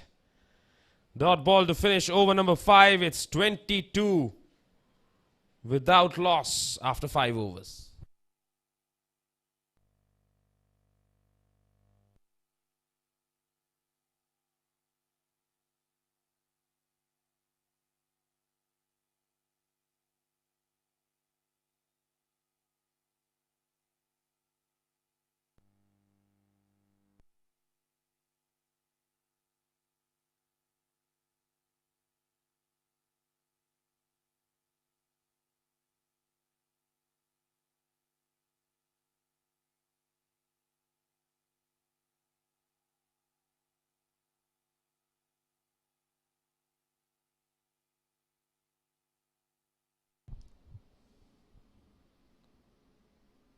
Two seamers who have bowled the first 5 overs. For the last over of the power play, it's a third seamer in the side. Ferdinando.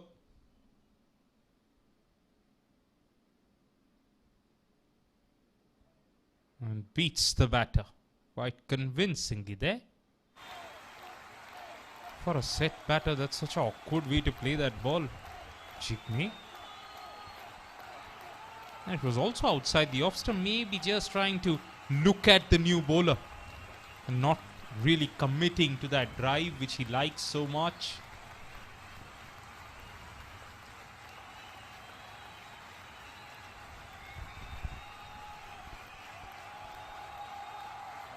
Pushed down the ground, the bowler got a hand and the ball went onto the stumps, but the non-striker was pretty much home. Yeah, fortunate for Tenjin, he was not backing up a long way.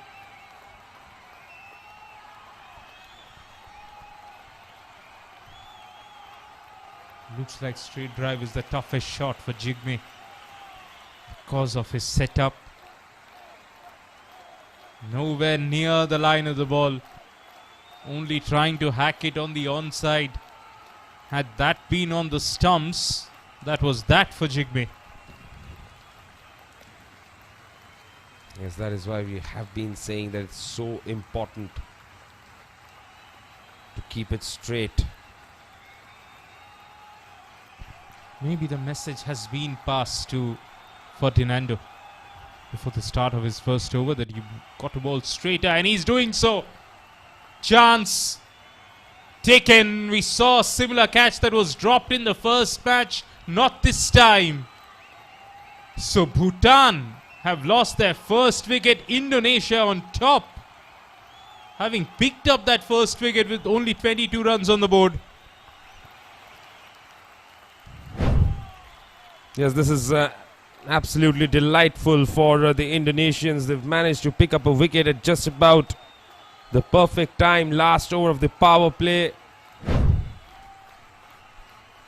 And Jigme Namgyal Dorji departs for 17 of 21.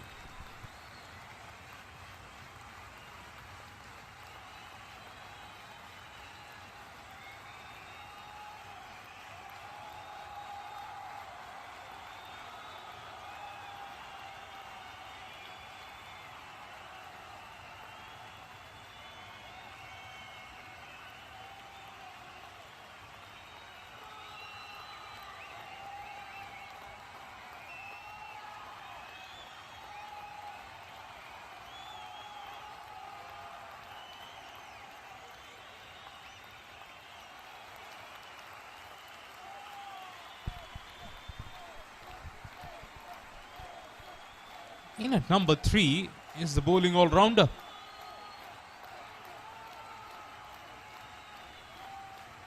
Ranjung Mikodorji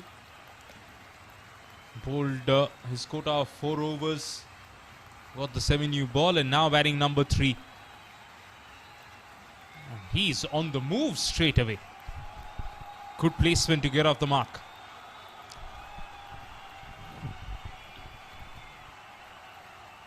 Yes, that's the kind of urgency that you really require. Once you show that urgency, Nishant, often it translates into boundaries as well.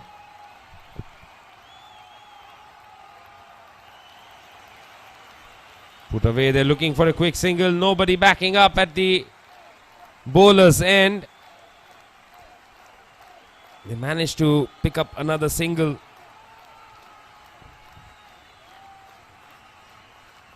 And that is the end of the over. Power play done. It's 24 for the loss of 1 wicket.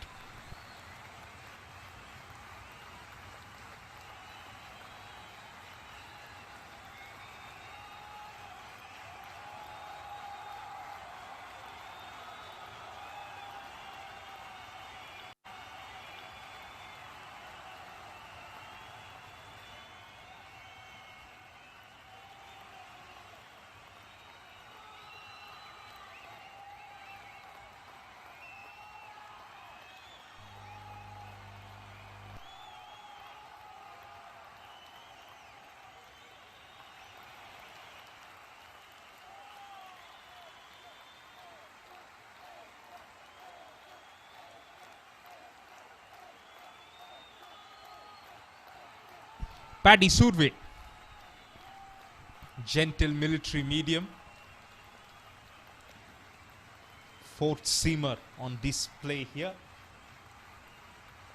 Can he remove another set batter?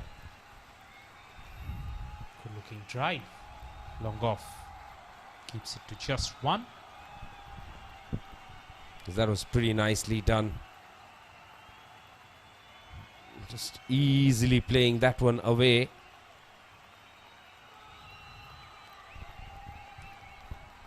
Excellent length first off from Paddy. It's still a semi-new ball. There's enough out there if you can float it up towards the batter. New batter on strike too. So yeah, more of the same please. Bring the stumps in play, bring the outside edge, inside edge, all of them. Strong push and run. That's been the feature of Ranjung's innings so far. Couple of deliveries. He's taken 2 singles.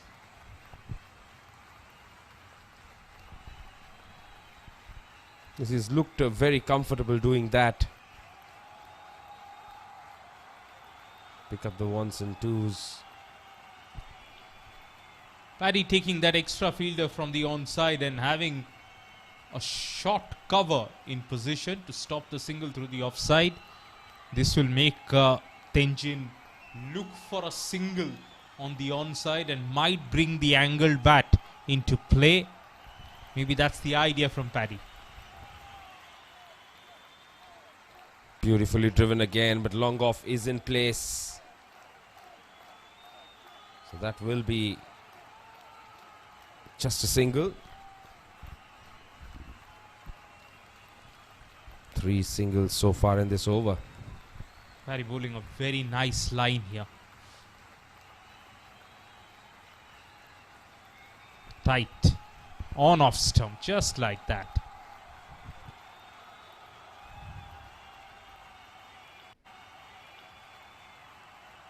Yes, we've heard that he is probably the best when it comes to the batters of Bhutan.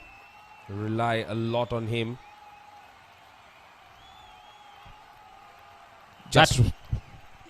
Yeah, Nishant, that was the idea. That's why he got that extra fielder from onside to offside, so that batters wait and play it on the leg side. He should have stopped that run though.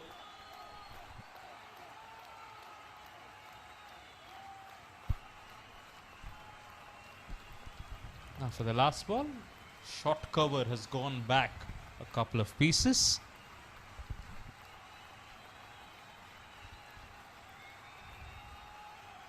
Easily pushed down the ground.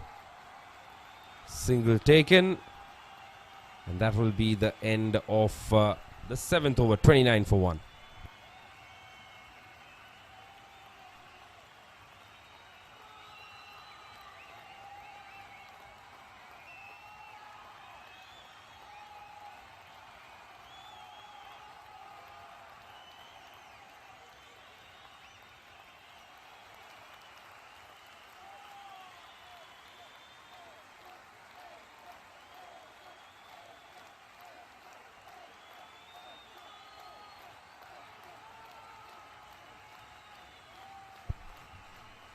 Shirab Lode Thinle Jamso, the captain, and Namgang Choje, the keeper batter.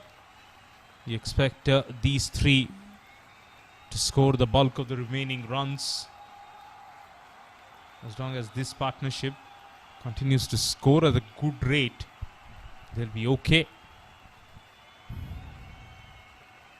And that is one shot that all the batters have really tried to play for Bhutan.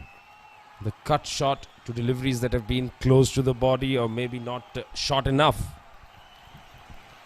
Also, what it tells me, Nishan, they have not added different variations of that shot. As we saw in the Indonesia innings, when Agus was batting, he played a few late cuts, super late, that is, just like that. Give yourself a little more time to time the ball to the left or right of the backward point fielder. Successful there.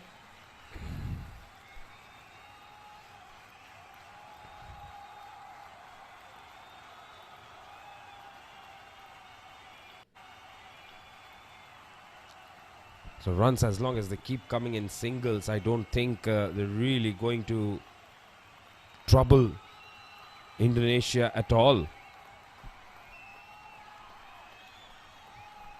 Although they only have 4 fielders inside the circle, that's the idea. As long as they are just taking the singles and the odd dot ball comes in the over, take it. Because the pressure is always on the batting side if they are behind the rate, which Bhutan are right now.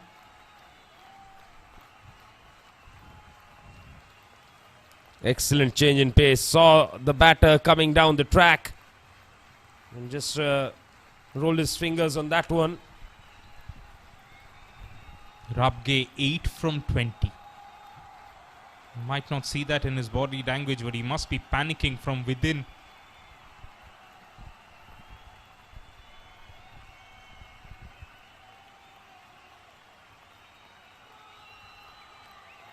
Slow delivery, and he has dragged it back on. Ferdinando. He has managed to pick up another wicket here.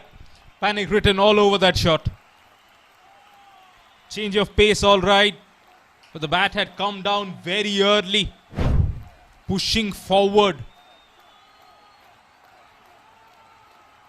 It's gone off the toe end, crashing onto the timber. Delight for Indonesia. They are in the driver's seat right now with Tenjin Rabge gone for 8.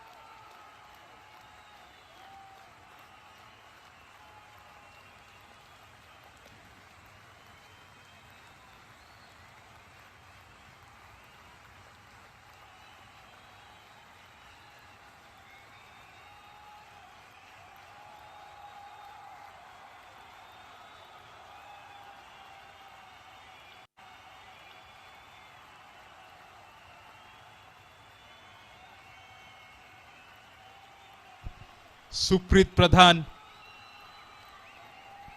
has got a bit of a calypso flavor in how he marks the guard, nailing the bail on the crease. Needs to nail this batting position here. If Bhutan are going to make a match out of this, forget the net run rate. Indonesia has got a real opportunity to get points on the board. Driven down the ground for a run. Suprit off the mark. 8 overs are done. Bhutan struggling 32 for 2.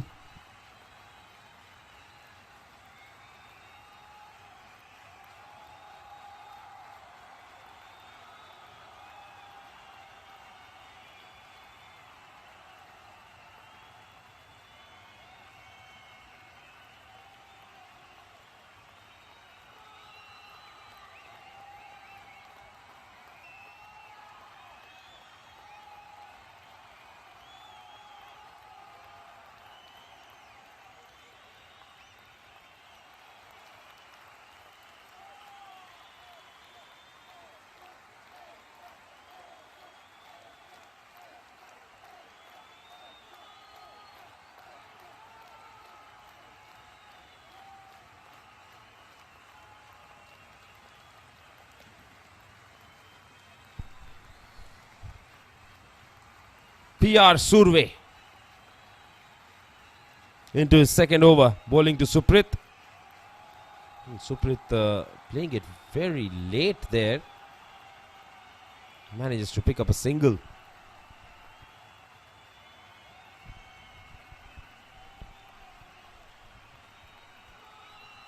Might expect the pace to go up a notch in this particular over from Paddy.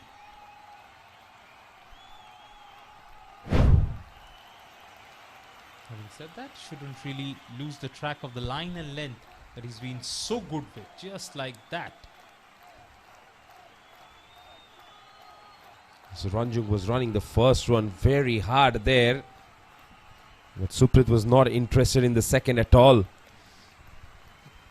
Because of the pace with which Paddy is bowling right now, it would have been a fantastic ploy to keep the keeper up to the stumps too.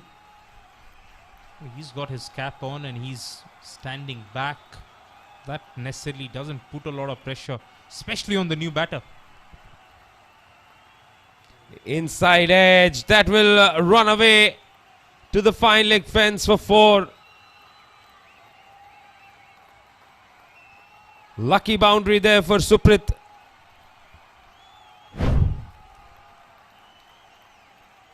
Yes, wanting to hack it on the onside. bowler has beaten him convincingly.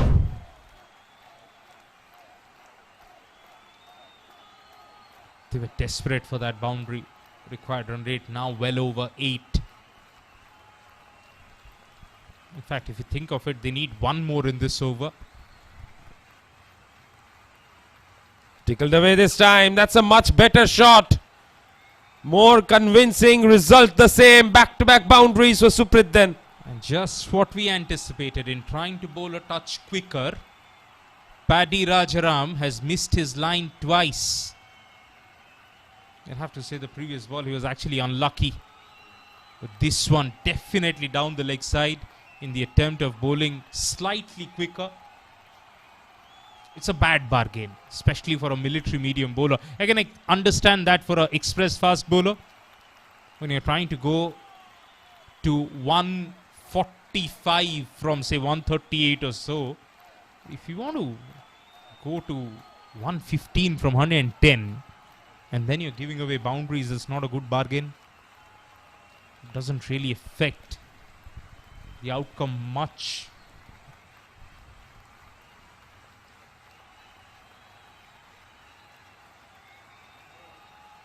Again, very good use of the wrists there by Suprit. It's hit wide of the fielder. They're coming back for 2. Very good running between the wickets. 10 from the last 3 balls. And 12 from this over already. Just the kind of over Bhutan needed to bring some energy back in this chase.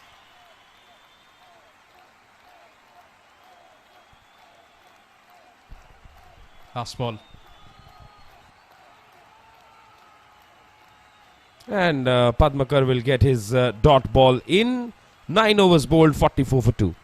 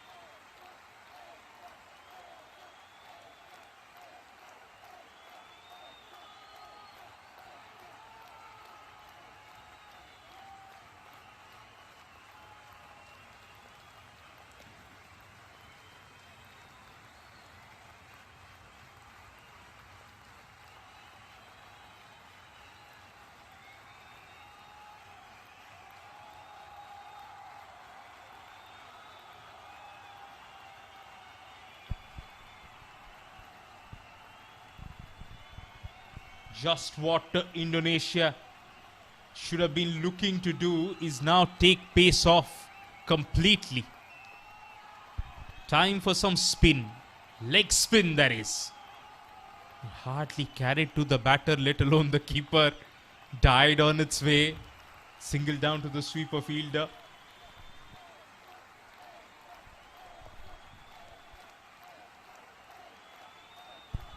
We saw Imran Yusuf picked up a 3-4 in that first game, so there is a bit of turn. Ketut Eddy is the leggy. Suprit on strike. Big appeal. Umpire says no.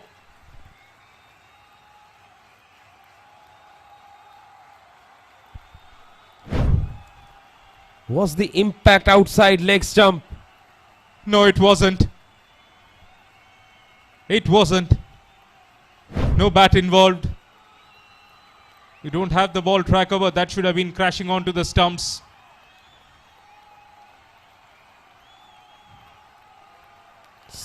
Skipping down the track this time. Picks up a single. Real let off. Ketut Eddy was almost celebrating halfway through that appeal. Drags it short this time. It's been played towards the sweeper. A bit of a fumble. Suprit wants the second. In fact, Ranjung wanted the second, sent back by Suprit.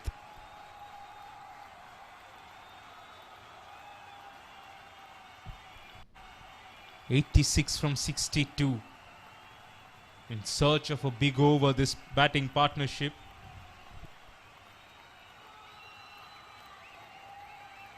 Nicely played. Bit of a mix-up. And looks like the bowler has failed to collect the ball. Yeah, he was thinking about dislodging the bails well before he collected it. And often, when you keep thinking about what is ahead, you tend to lose focus of the present. That is what has happened here.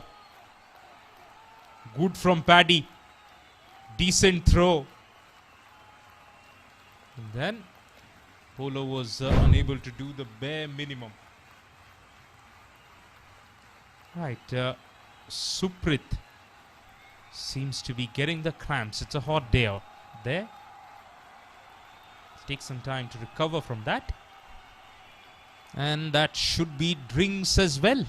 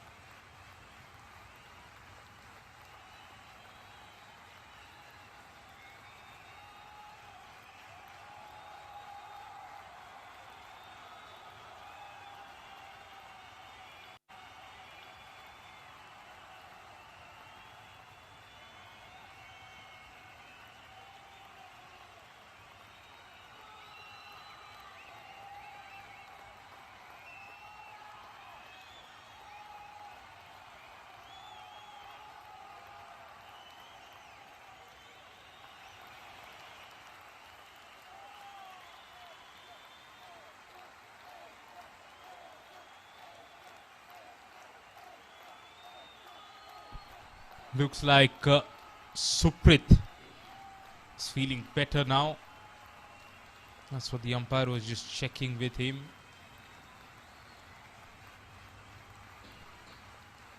It's so difficult to bat once you've got the cramp once, because they can return at any point of time.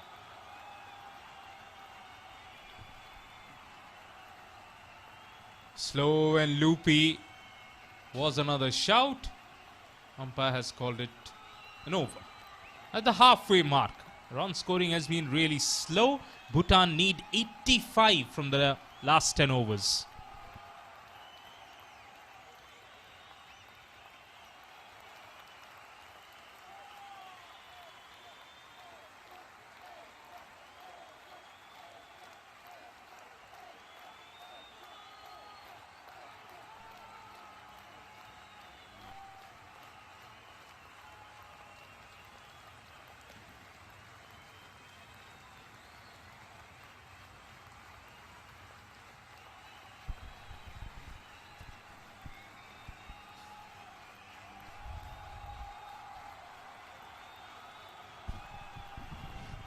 More spin. As we see the captain, Kadek Gamantika, bringing himself on. Round the wicket to the right-hander. Slog sweep. Straight to the fielder in the deep. Just a single.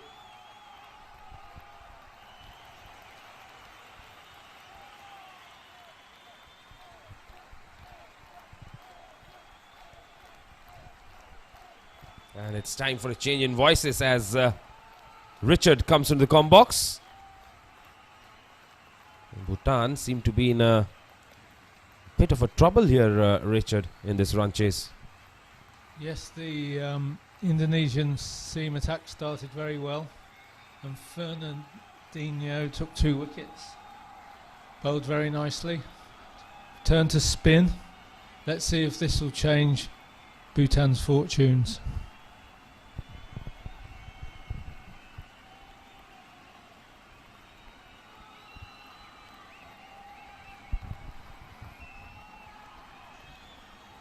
So another single taken. They've brought up the 50 in this over.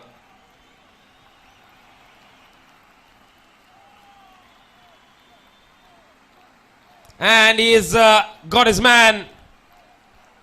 Suprit, in fact Ranjung is the man who's been dismissed. Gamantika bowling from round the wicket. Right arm offie. Pulled it flat. He was looking to pull. It was not short enough and brushed the off stumps.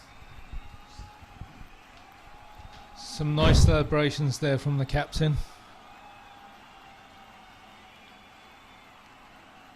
Ranjan gone for 8.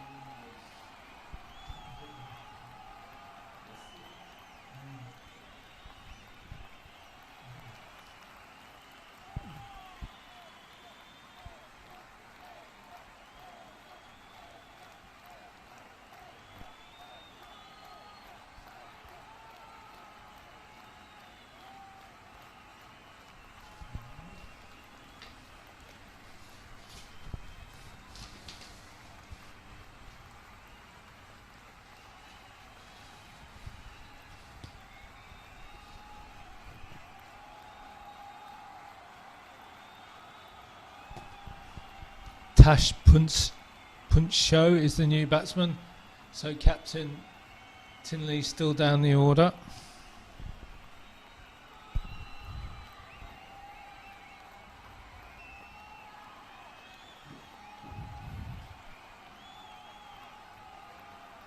Defended and he picks up a quick single.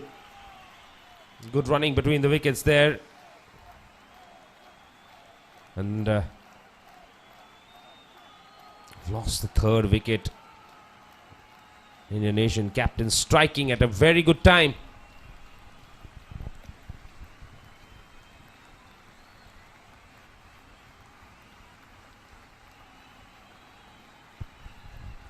Punched off the back foot by Suprit. Single to finish the over. 11 bowled, it's 53 for 3.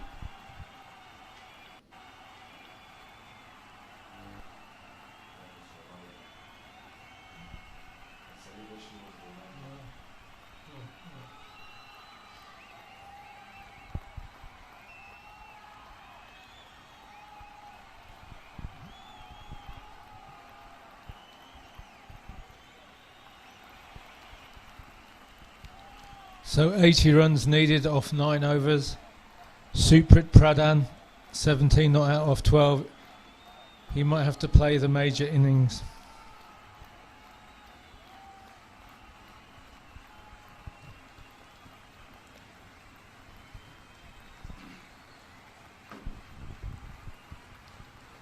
Hit uppishly and hit very well. That's a good strike.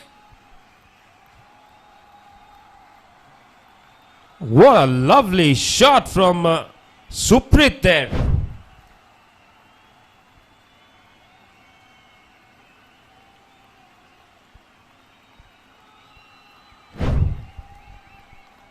Fielder had long gone and it cleared the man. This time hits it along the ground. And the long on fielder has to really work hard to make the save. That's a single. So Suprit on 24 from 14 now.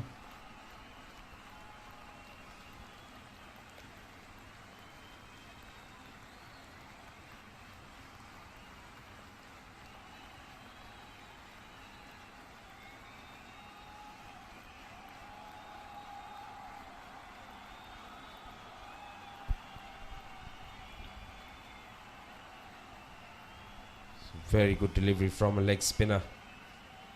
Excellent line and lovely flight. Watchfully defended by Funcho. A little bit of width this time. That has been slapped through the fielder on the offside inside the circle. Good save by the long off fielder running around. Couple of runs added to the tally then. The rate was needed was 9 and over, and they've already got 9 runs from this over. So Bhutan are going well.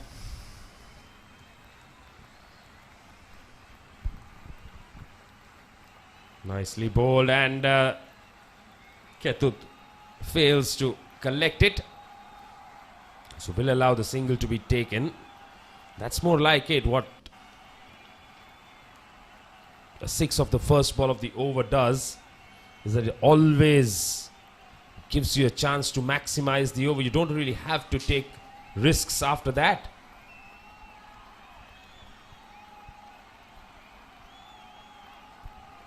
An appeal for a leg before. Umpire not interested. 12 overs ball at 63 for 3.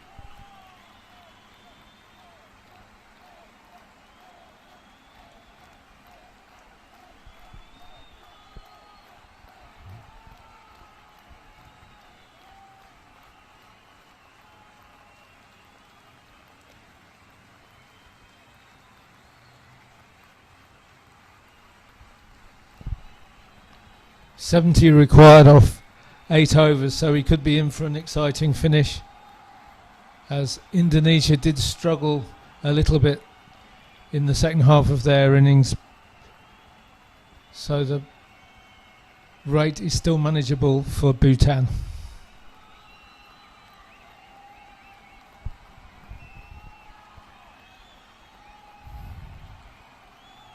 A successful first over for Gamantika.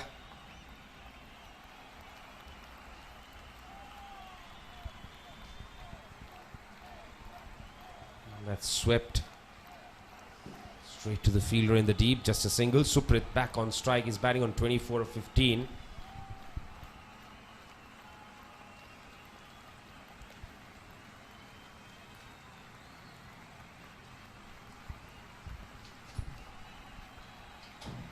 Very good timing on that one from Suprit. But it went straight to the fielder in the deep, just a single.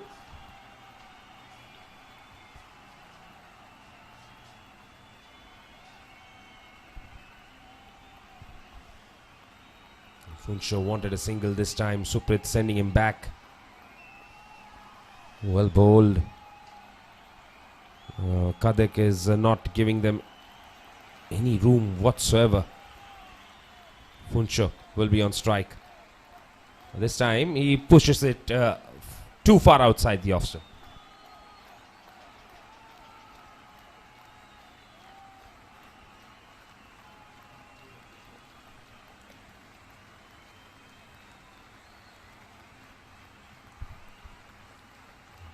Looking to tuck it away there.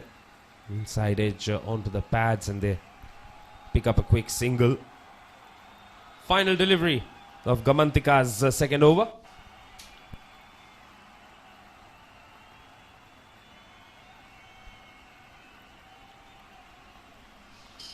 Comes down the track, hits it uppishly. Good stop in the deep. Fielder did very well to just concede 1 run there. Had to push the ball back into the outfield. 13 overs bowled, 68 for 3.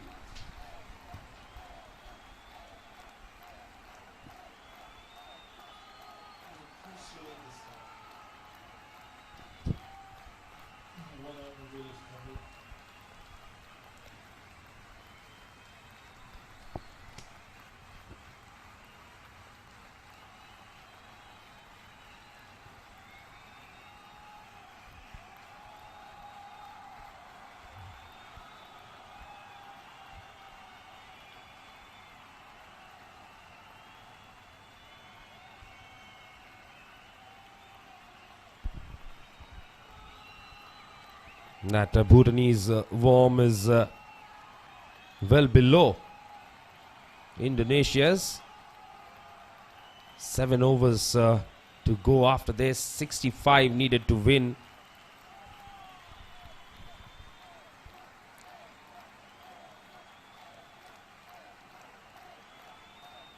Dharma Artha is into the attack now. Starts off with a delivery drag too far down the leg side. Lucky that the batsman didn't hit him for 4 there.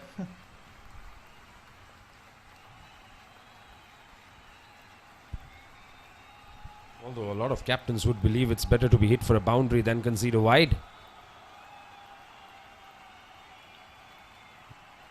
Hit straight to the fielder at cover. That's a dot ball.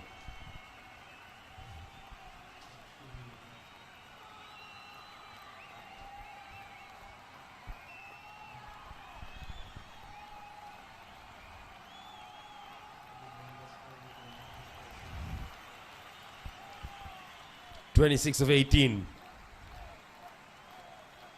Comes down the track. Suprit. He's got it into the gap. Not quite. There is a fielder in the deep. But he's pushing for the second. Trouble at the non-striker's end. They're going upstairs, but I just get a feeling that Dharma Artha's body language is that of somebody who is a little guilty. Which just means that he might not have collected the ball and broken the stumps.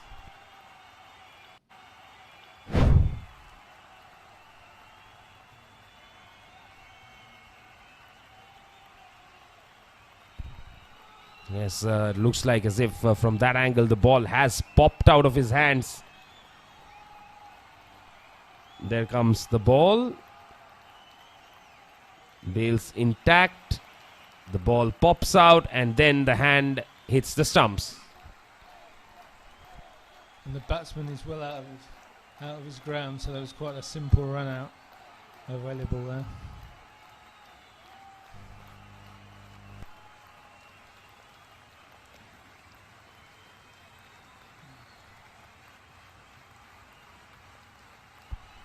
The only thing that the umpires will be looking to assure is that the ball is not in contact with his finger when the stumps are broken.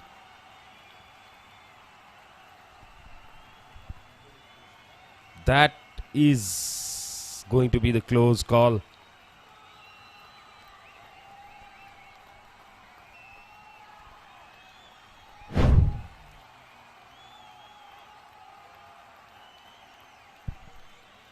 Not out.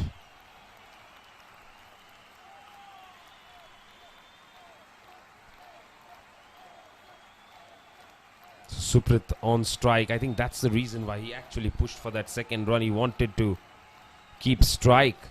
Let's see what he does with it.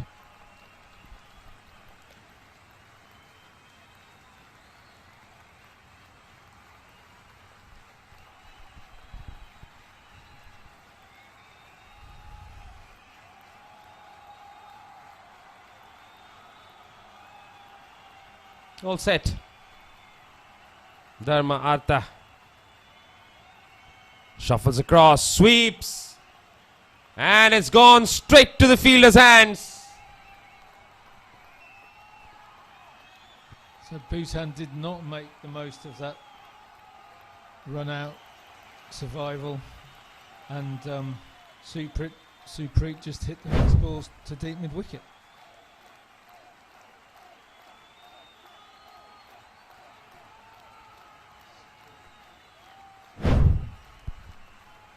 So that is the end of Suprit Pradhan. Then he departs to 28 of 20. Caught Agus bowled Dharma Artha.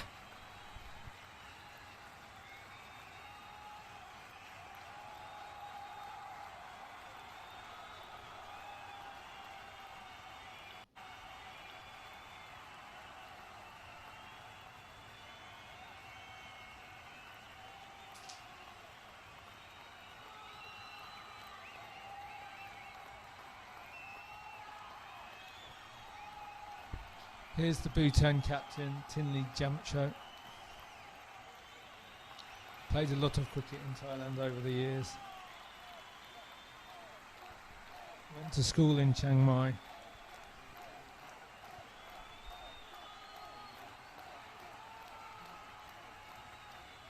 Full toss. That's been clubbed straight back past the bowler. And what a start to his innings. That's a great shot from Tinley. He saved himself for the end. Can he be the match winner for Bhutan? That was a good strike indeed.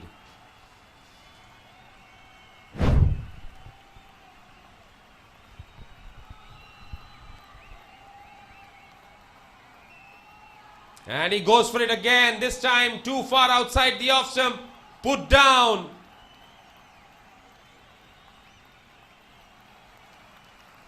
That will be very disappointing indeed.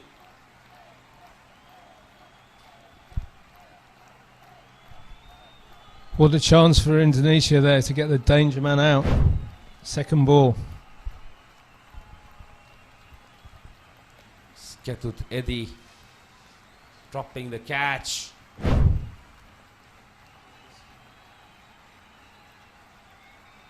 That's the arm ball from Dharma. Played back to the bowler. 14 overs bowled, 77 for 4.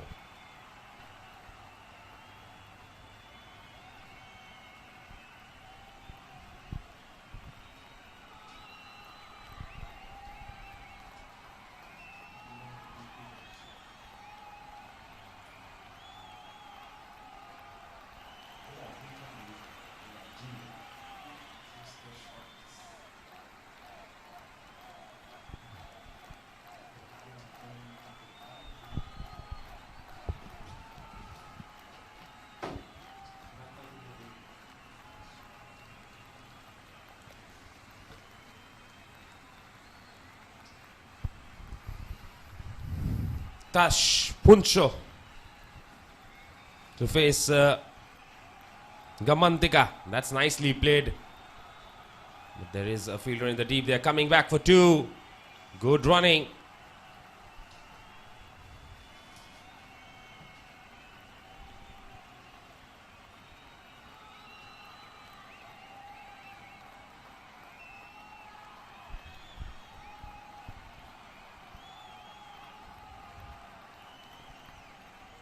Well, let's see what Funsho can do here.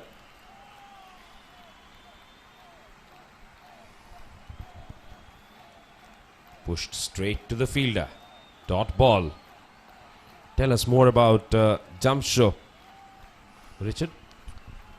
Well, he's been an all-rounder that's played for Bhutan for a good 10 years.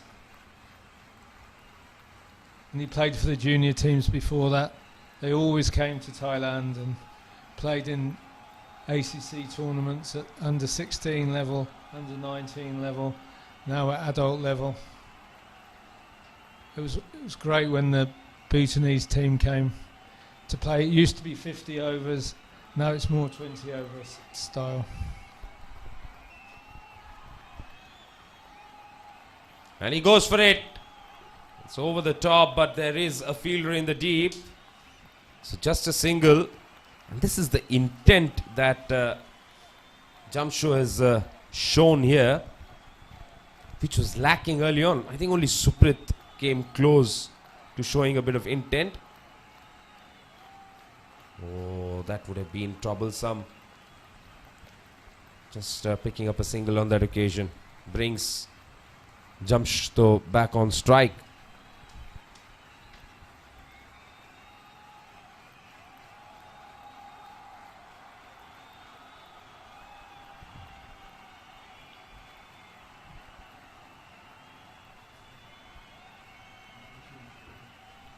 That was drilled through the covers. Single to finish over number 15.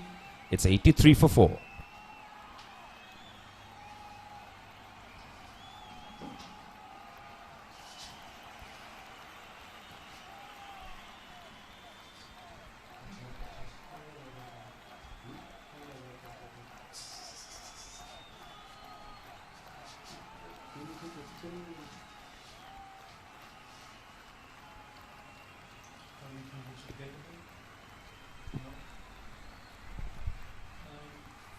drive. Big time. Big for him. Until he stays in, there's a chance.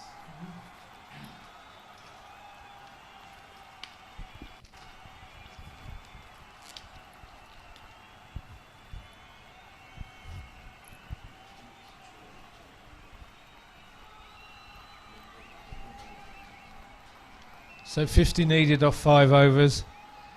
Bhutan got off to a slowish start, but they've kept the rate going at 8 or 9 runs an over for the last 5 overs. So it's not quite out of reach yet.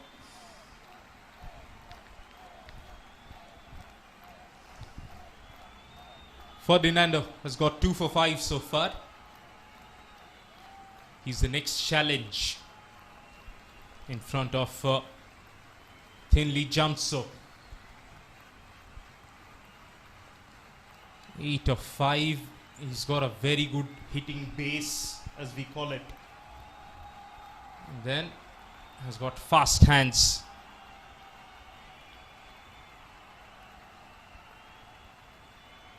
Really good hitting technique that Thinley has got himself in his stance. He's setting up to hit big. Doesn't get hold of that. Very important, Richard, that he converts ball number 1, 2 or 3 into a boundary and then set up that over. Yeah, Bhutan certainly need a boundary every over to get anywhere near 10 and over. 4 or a 6, maybe a couple of boundaries. Preferably of the first or second ball. It's a slowie. He sliced it straight to the fielder there. And for Punso, it's about giving the strike to the striker and not hawk it right now. Not at the start of the over, as we were mentioning. That's right, Punso has not managed to go at 1 a ball yet. Backs away, that fielder is back, so here comes the strike back. And what we have seen from those 2 deliveries, Richard, it's better from here on in. Thinley bats from one end, controls this chase entirely. Well, he's the experienced batter here. 3D fielders in front on the onside. He comes down the track, swings it big, it's with the wind, it goes all the way. Here comes the boundary, here comes the biggie. That suddenly makes this into an 8-run over. 2 balls still to go, so if he gets another boundary and a single, that's just what Bhutan want. Came down the track but stayed away from the ball to get the hands through. As we have seen, hitting to that part, even though that looks like the longer side, because of the breeze, it just sails on. The response is a Yorker. It's been dug out.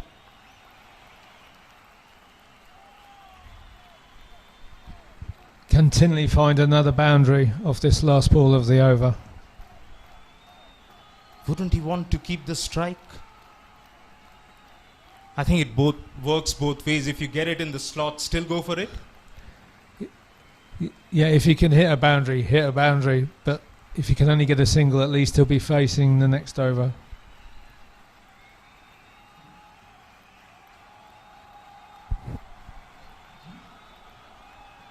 The keeper has got his lid on right now.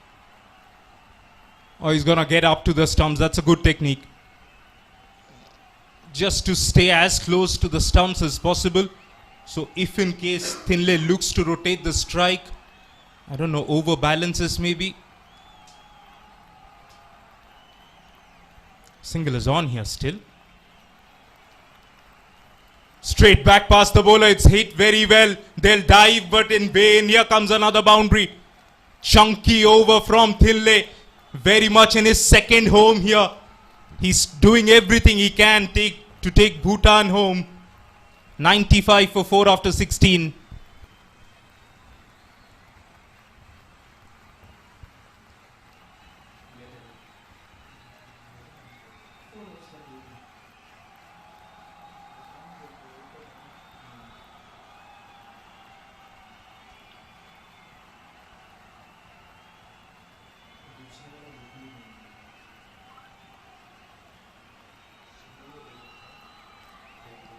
Indonesia were able to get 23 off the last 2 overs. So Bhutan need 38 from 4 overs. 9.5 runs an over.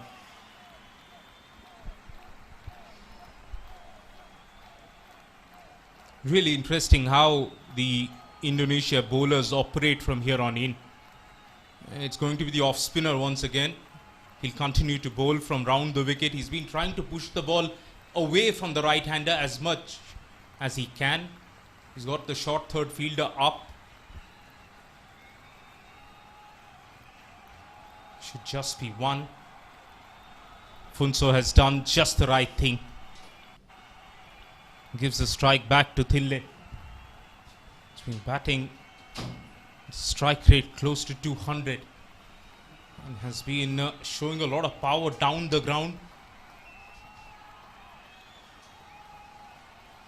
I think Kadek will try and do the same thing, angle it away from the hitting arc. That's been edged away. Third fielder was inside. He won't be able to pull it back. Did try though. It's a good effort, Richard, but in vain. Yeah, and Tinley has now hit 3 4s and 1 giant 6. 2 great straight drives, and this one off the outside edge. This was my point when I started calling the over. You want that fielder back. If that's the angle you're looking to bowl, they'll not make that change. Field remains the same. Same line. This time he's backing away. He's gone straight into the fielder's hand. He's thrown it away. Suddenly, the game, the chase was in control. The captain had just needed to bat through. He's hit that one straight down to the throat of long off. And Indonesia once again, they move ahead and further in this contest.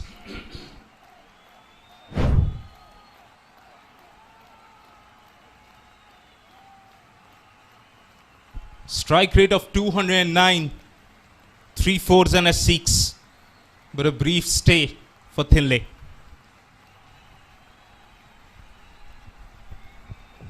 Given that Super also scored at a very fast rate, with 2 batsmen playing like that, Bhutan should be on the verge of winning this game.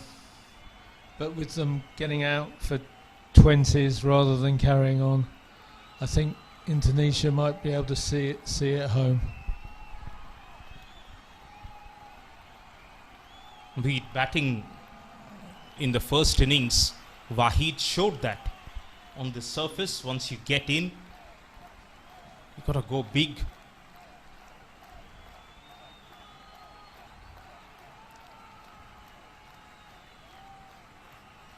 Tight, back to the bowler. Wicket and a dot ball. Gold dust at this point of time.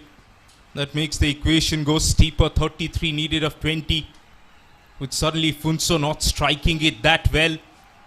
And Namgang, who's just come out to bat. That is straight to the fielder. They'll get one though. Because of that boundary, they've got 6 runs. This could be an under par over. Yeah, unless there's a boundary this ball, the rate will be over 10 runs and over again.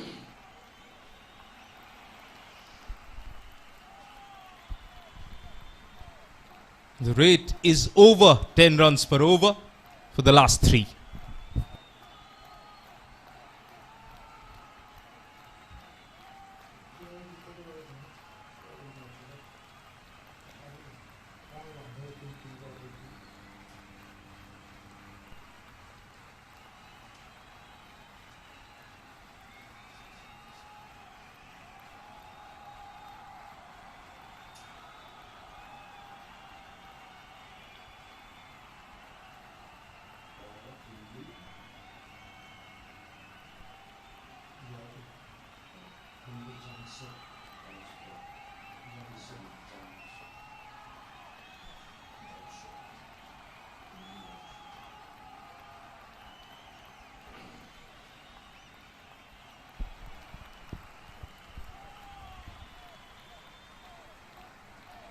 Kadek going for one of his experienced campaigners, Paddy, to close out this game now.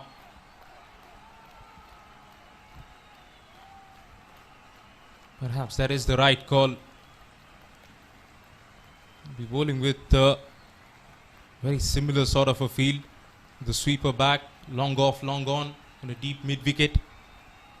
And he'll be trying to bowl as full, as straight as possible.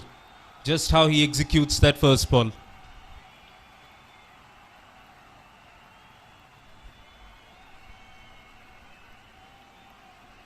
One of these two will have to find a boundary pretty soon.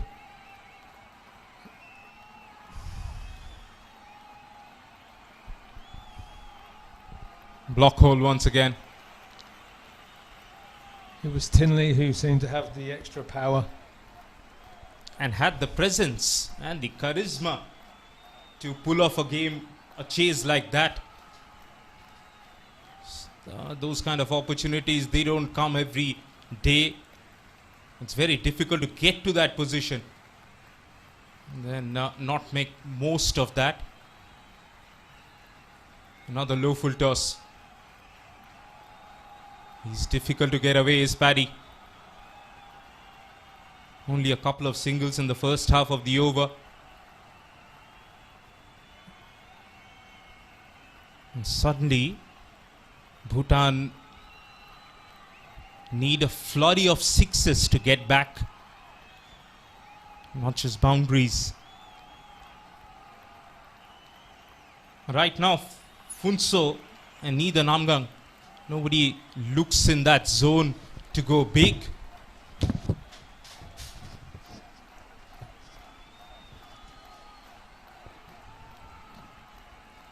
Now's not the time for singles. What do you do though? He's bowling to the field. You'll have to do something out of the box. Innovate, go for the lap maybe. Goes for the lap. Times it very well. Somehow they get a boundary. They get some breathing space. Yeah, 7 runs now off this over. First time he's tried this. Excellently played.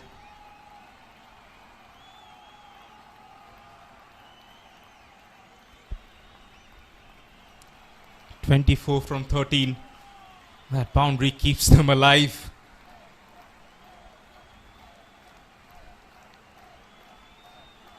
It's a full toss. Hit down to long off. 23 needed of the last 2.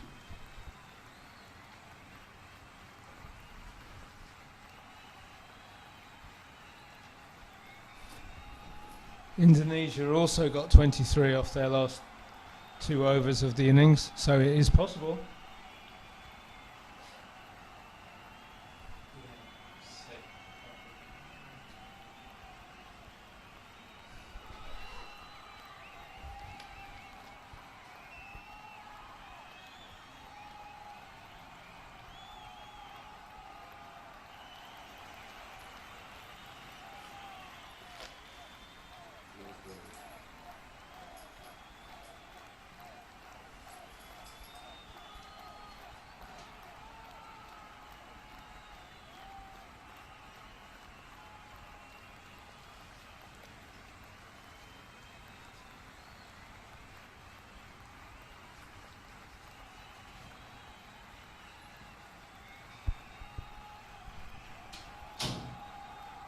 None for 9 in Maxi's 3 overs.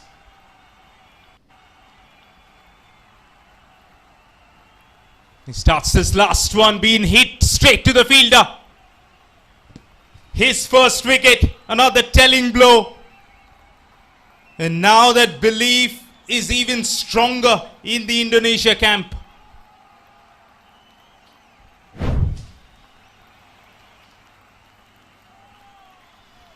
We had to stand up just to see if that was going to carry, but in fact only just reached the fielder. He caught it well down by the floor. Keeper batter Choje couldn't get the big shot out. Somebody else has to do it.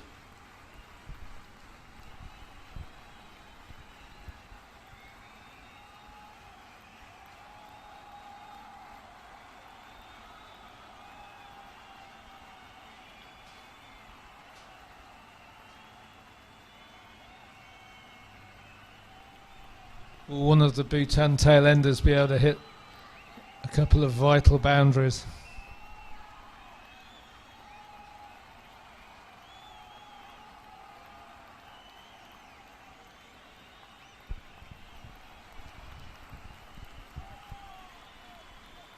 Tenzin Wangchuk, the fast bowler, he's got his collar up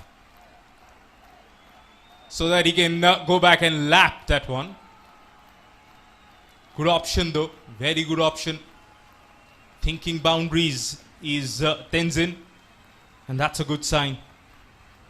23 from 10.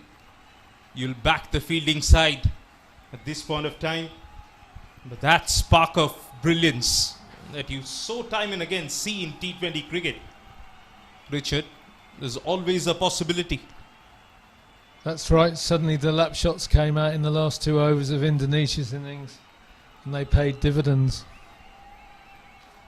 This time he just stays leg side of the ball, didn't get the elevation, dragged it towards the deep fielder.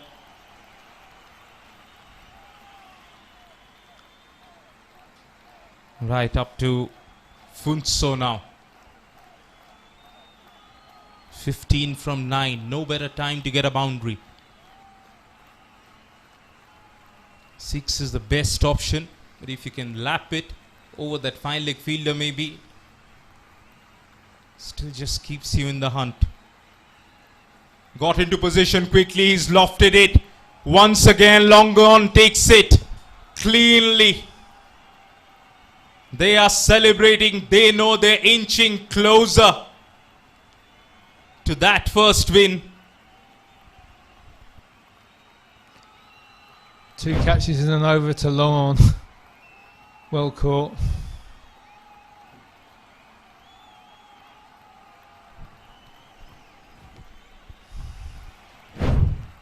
We look at power hitting day in, day out, and we think it's easy. But when you do that under pressure, when you got to execute those shots, that's when the best, the very best, get it right.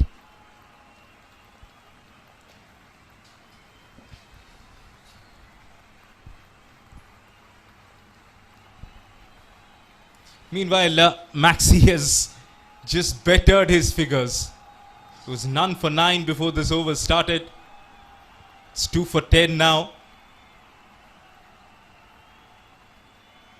Might as well go full and straight.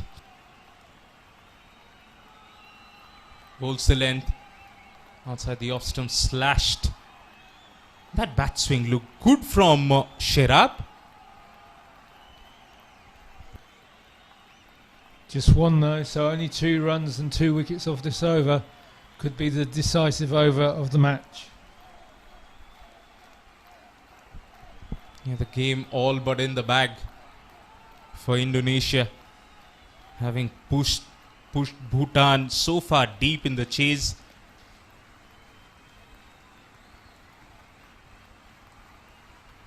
It's a full toss. He's connected that lap, and it won't carry to that third fielder.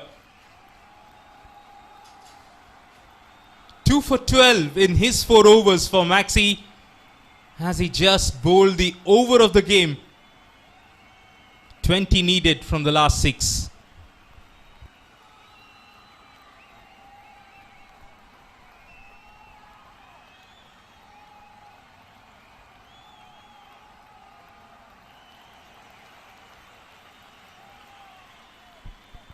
It's been a very close match, particularly if Tinley had stayed in. He had the match to win for Bhutan, but he just skied to long off. When he'd done the hard work, a 6 and 3/4. And Supreet before him had also batted well. And as a bowling unit, Indonesia have ticked all boxes to get the game here. It's off the outside edge. Third fielder did come around. They wanted the second. Well done from the keeper. Swiftly done. Smartly done. More than the run out. They'll only get one for that ball.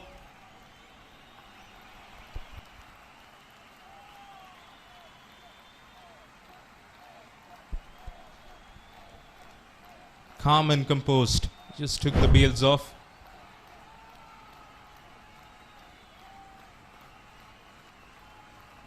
Wangchuk gone for 3.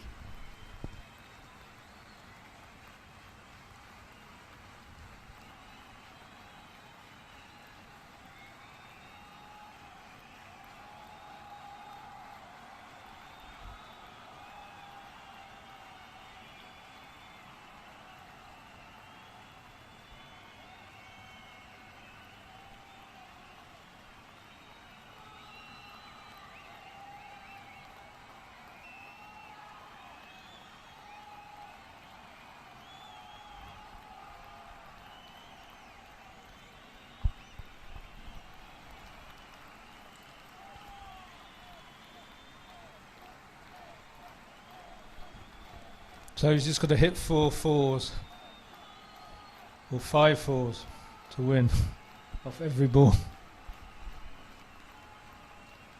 Well, it needs to start somewhere. Down the track, he's missed a straight ball. It didn't happen. Paddy using all his experience, keeping the stumps in play. So every time you miss, he hits. This is how the over began, that run out, and then off the second ball.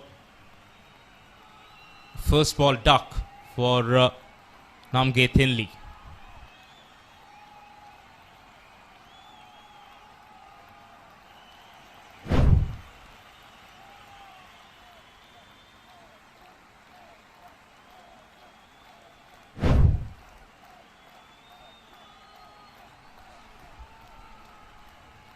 Last pair at the crease now.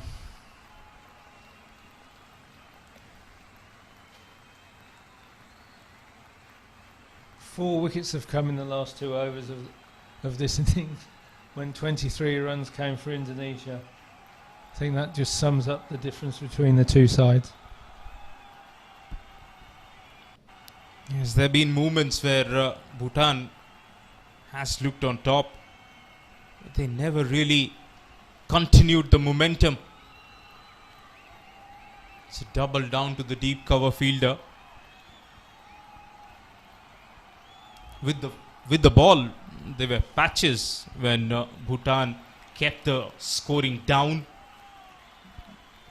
Yes, they bowled themselves back into the match after looking second best after 10 overs. The next 8 overs are excellently bowled, but this could be the last wicket. It is.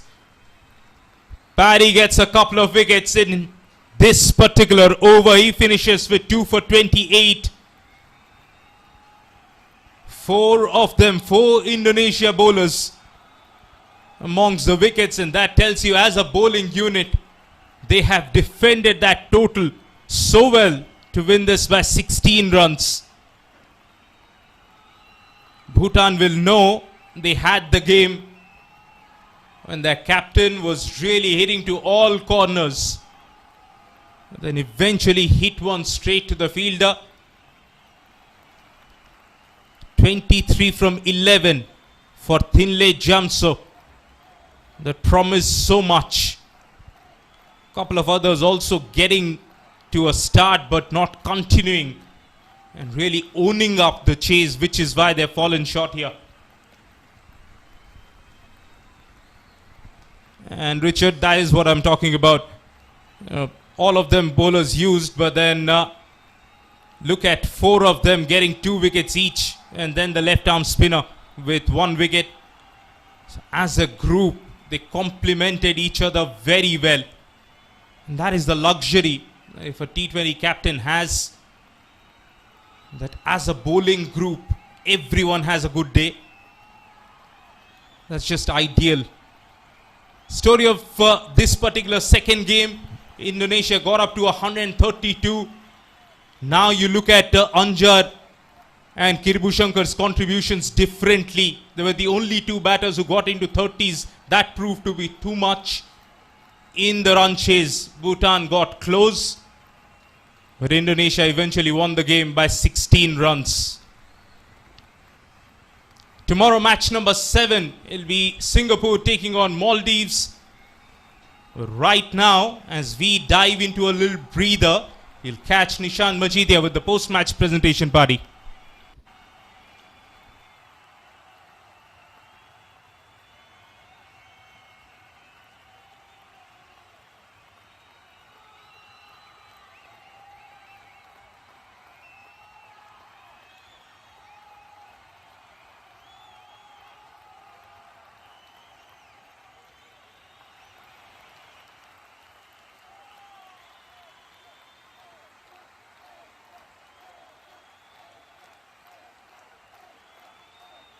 Mic check one, mic check 1 2 1 2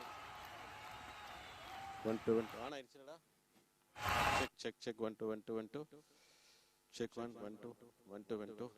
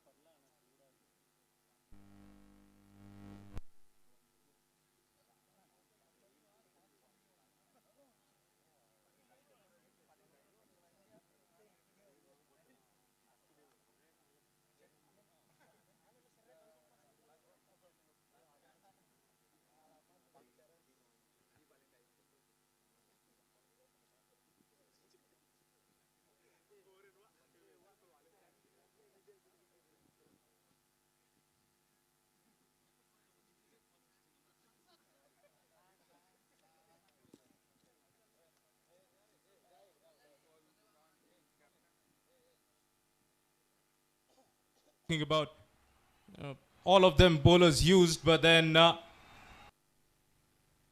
that's just ideal. Story of this particular second game, Indonesia got up to 132. Now you look.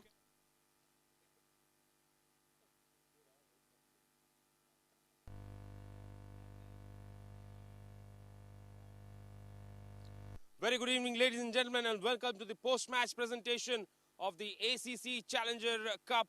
And of course, before we begin the presentation, we'd like to thank the Asian Cricket Council and Cricket Association of Thailand for hosting this tournament. We'd also like to thank our sponsors, official streaming platform FanCode, official partners Dafa News and 1xBat, and commercial partners TCM.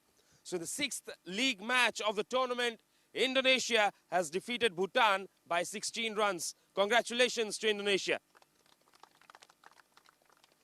Going ahead, I'd like to request the captain of Bhutan, Thinley Jamso, to please come forward for a quick chat. Well, Thinley, where do you think things went wrong? Mainly the power plays. We didn't bat well. We should have kept the run rates higher there. That's where we lost the game, I think. So you think any shuffle in the batting order might help to capitalize the power play? That I trust my batsmen, so I won't be changing that. And what is one learning that you'll take from here? To dominate during the power plays. That's where we lost the game today. Well played, and good luck for the upcoming games. All right, thank you so much. Well, that was Thinley Jamso, captain of Bhutan. Now, can I request the captain of Indonesia, Kadek Kamantika, to please come forward for a quick chat? Well, happy with whatever happened, or are you going to take any learnings from this? All right. First of all, I want to thank ACC to making this tournament happen. So, Bhutan team also, you guys played really well today. We had a good game also. So, first of all, still we are running from these matches. We are taking our power play very good this time. The bowler also, they did their job is very well. So still a couple of mistakes, but we will come back stronger for the next upcoming matches. And it was an overall team performance, a headache for our adjudicators to decide who the player of the match is. So you're happy that everybody is chipping in? Yeah, of course. They play really well today. Bowling, batting, also. Yes, there was also have drop catches, but tomorrow I think will be better. Very well played, and congratulations. Thank you so much. Yes, that was the Indonesian captain, of course. Very pleased with the fact that it was a collective effort by all the players to really come through and bring this win. We said it was a headache for us to decide who the player of the match is. But the person who is going to give away the trophy, I'd request Mr. Gandhi to please come forward. And as I said, quite a few performances. As many as 4 bowlers picked up wickets for Indonesia. Couple of 30s, but in the end, it was decided to give the player of the match award to the top scorer with 36 runs, Mohammad Anjar Tadarus.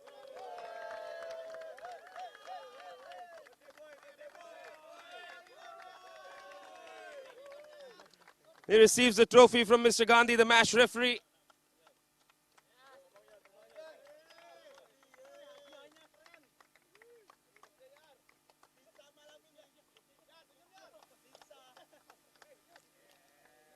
Yes, Anjar, a quick chat with you.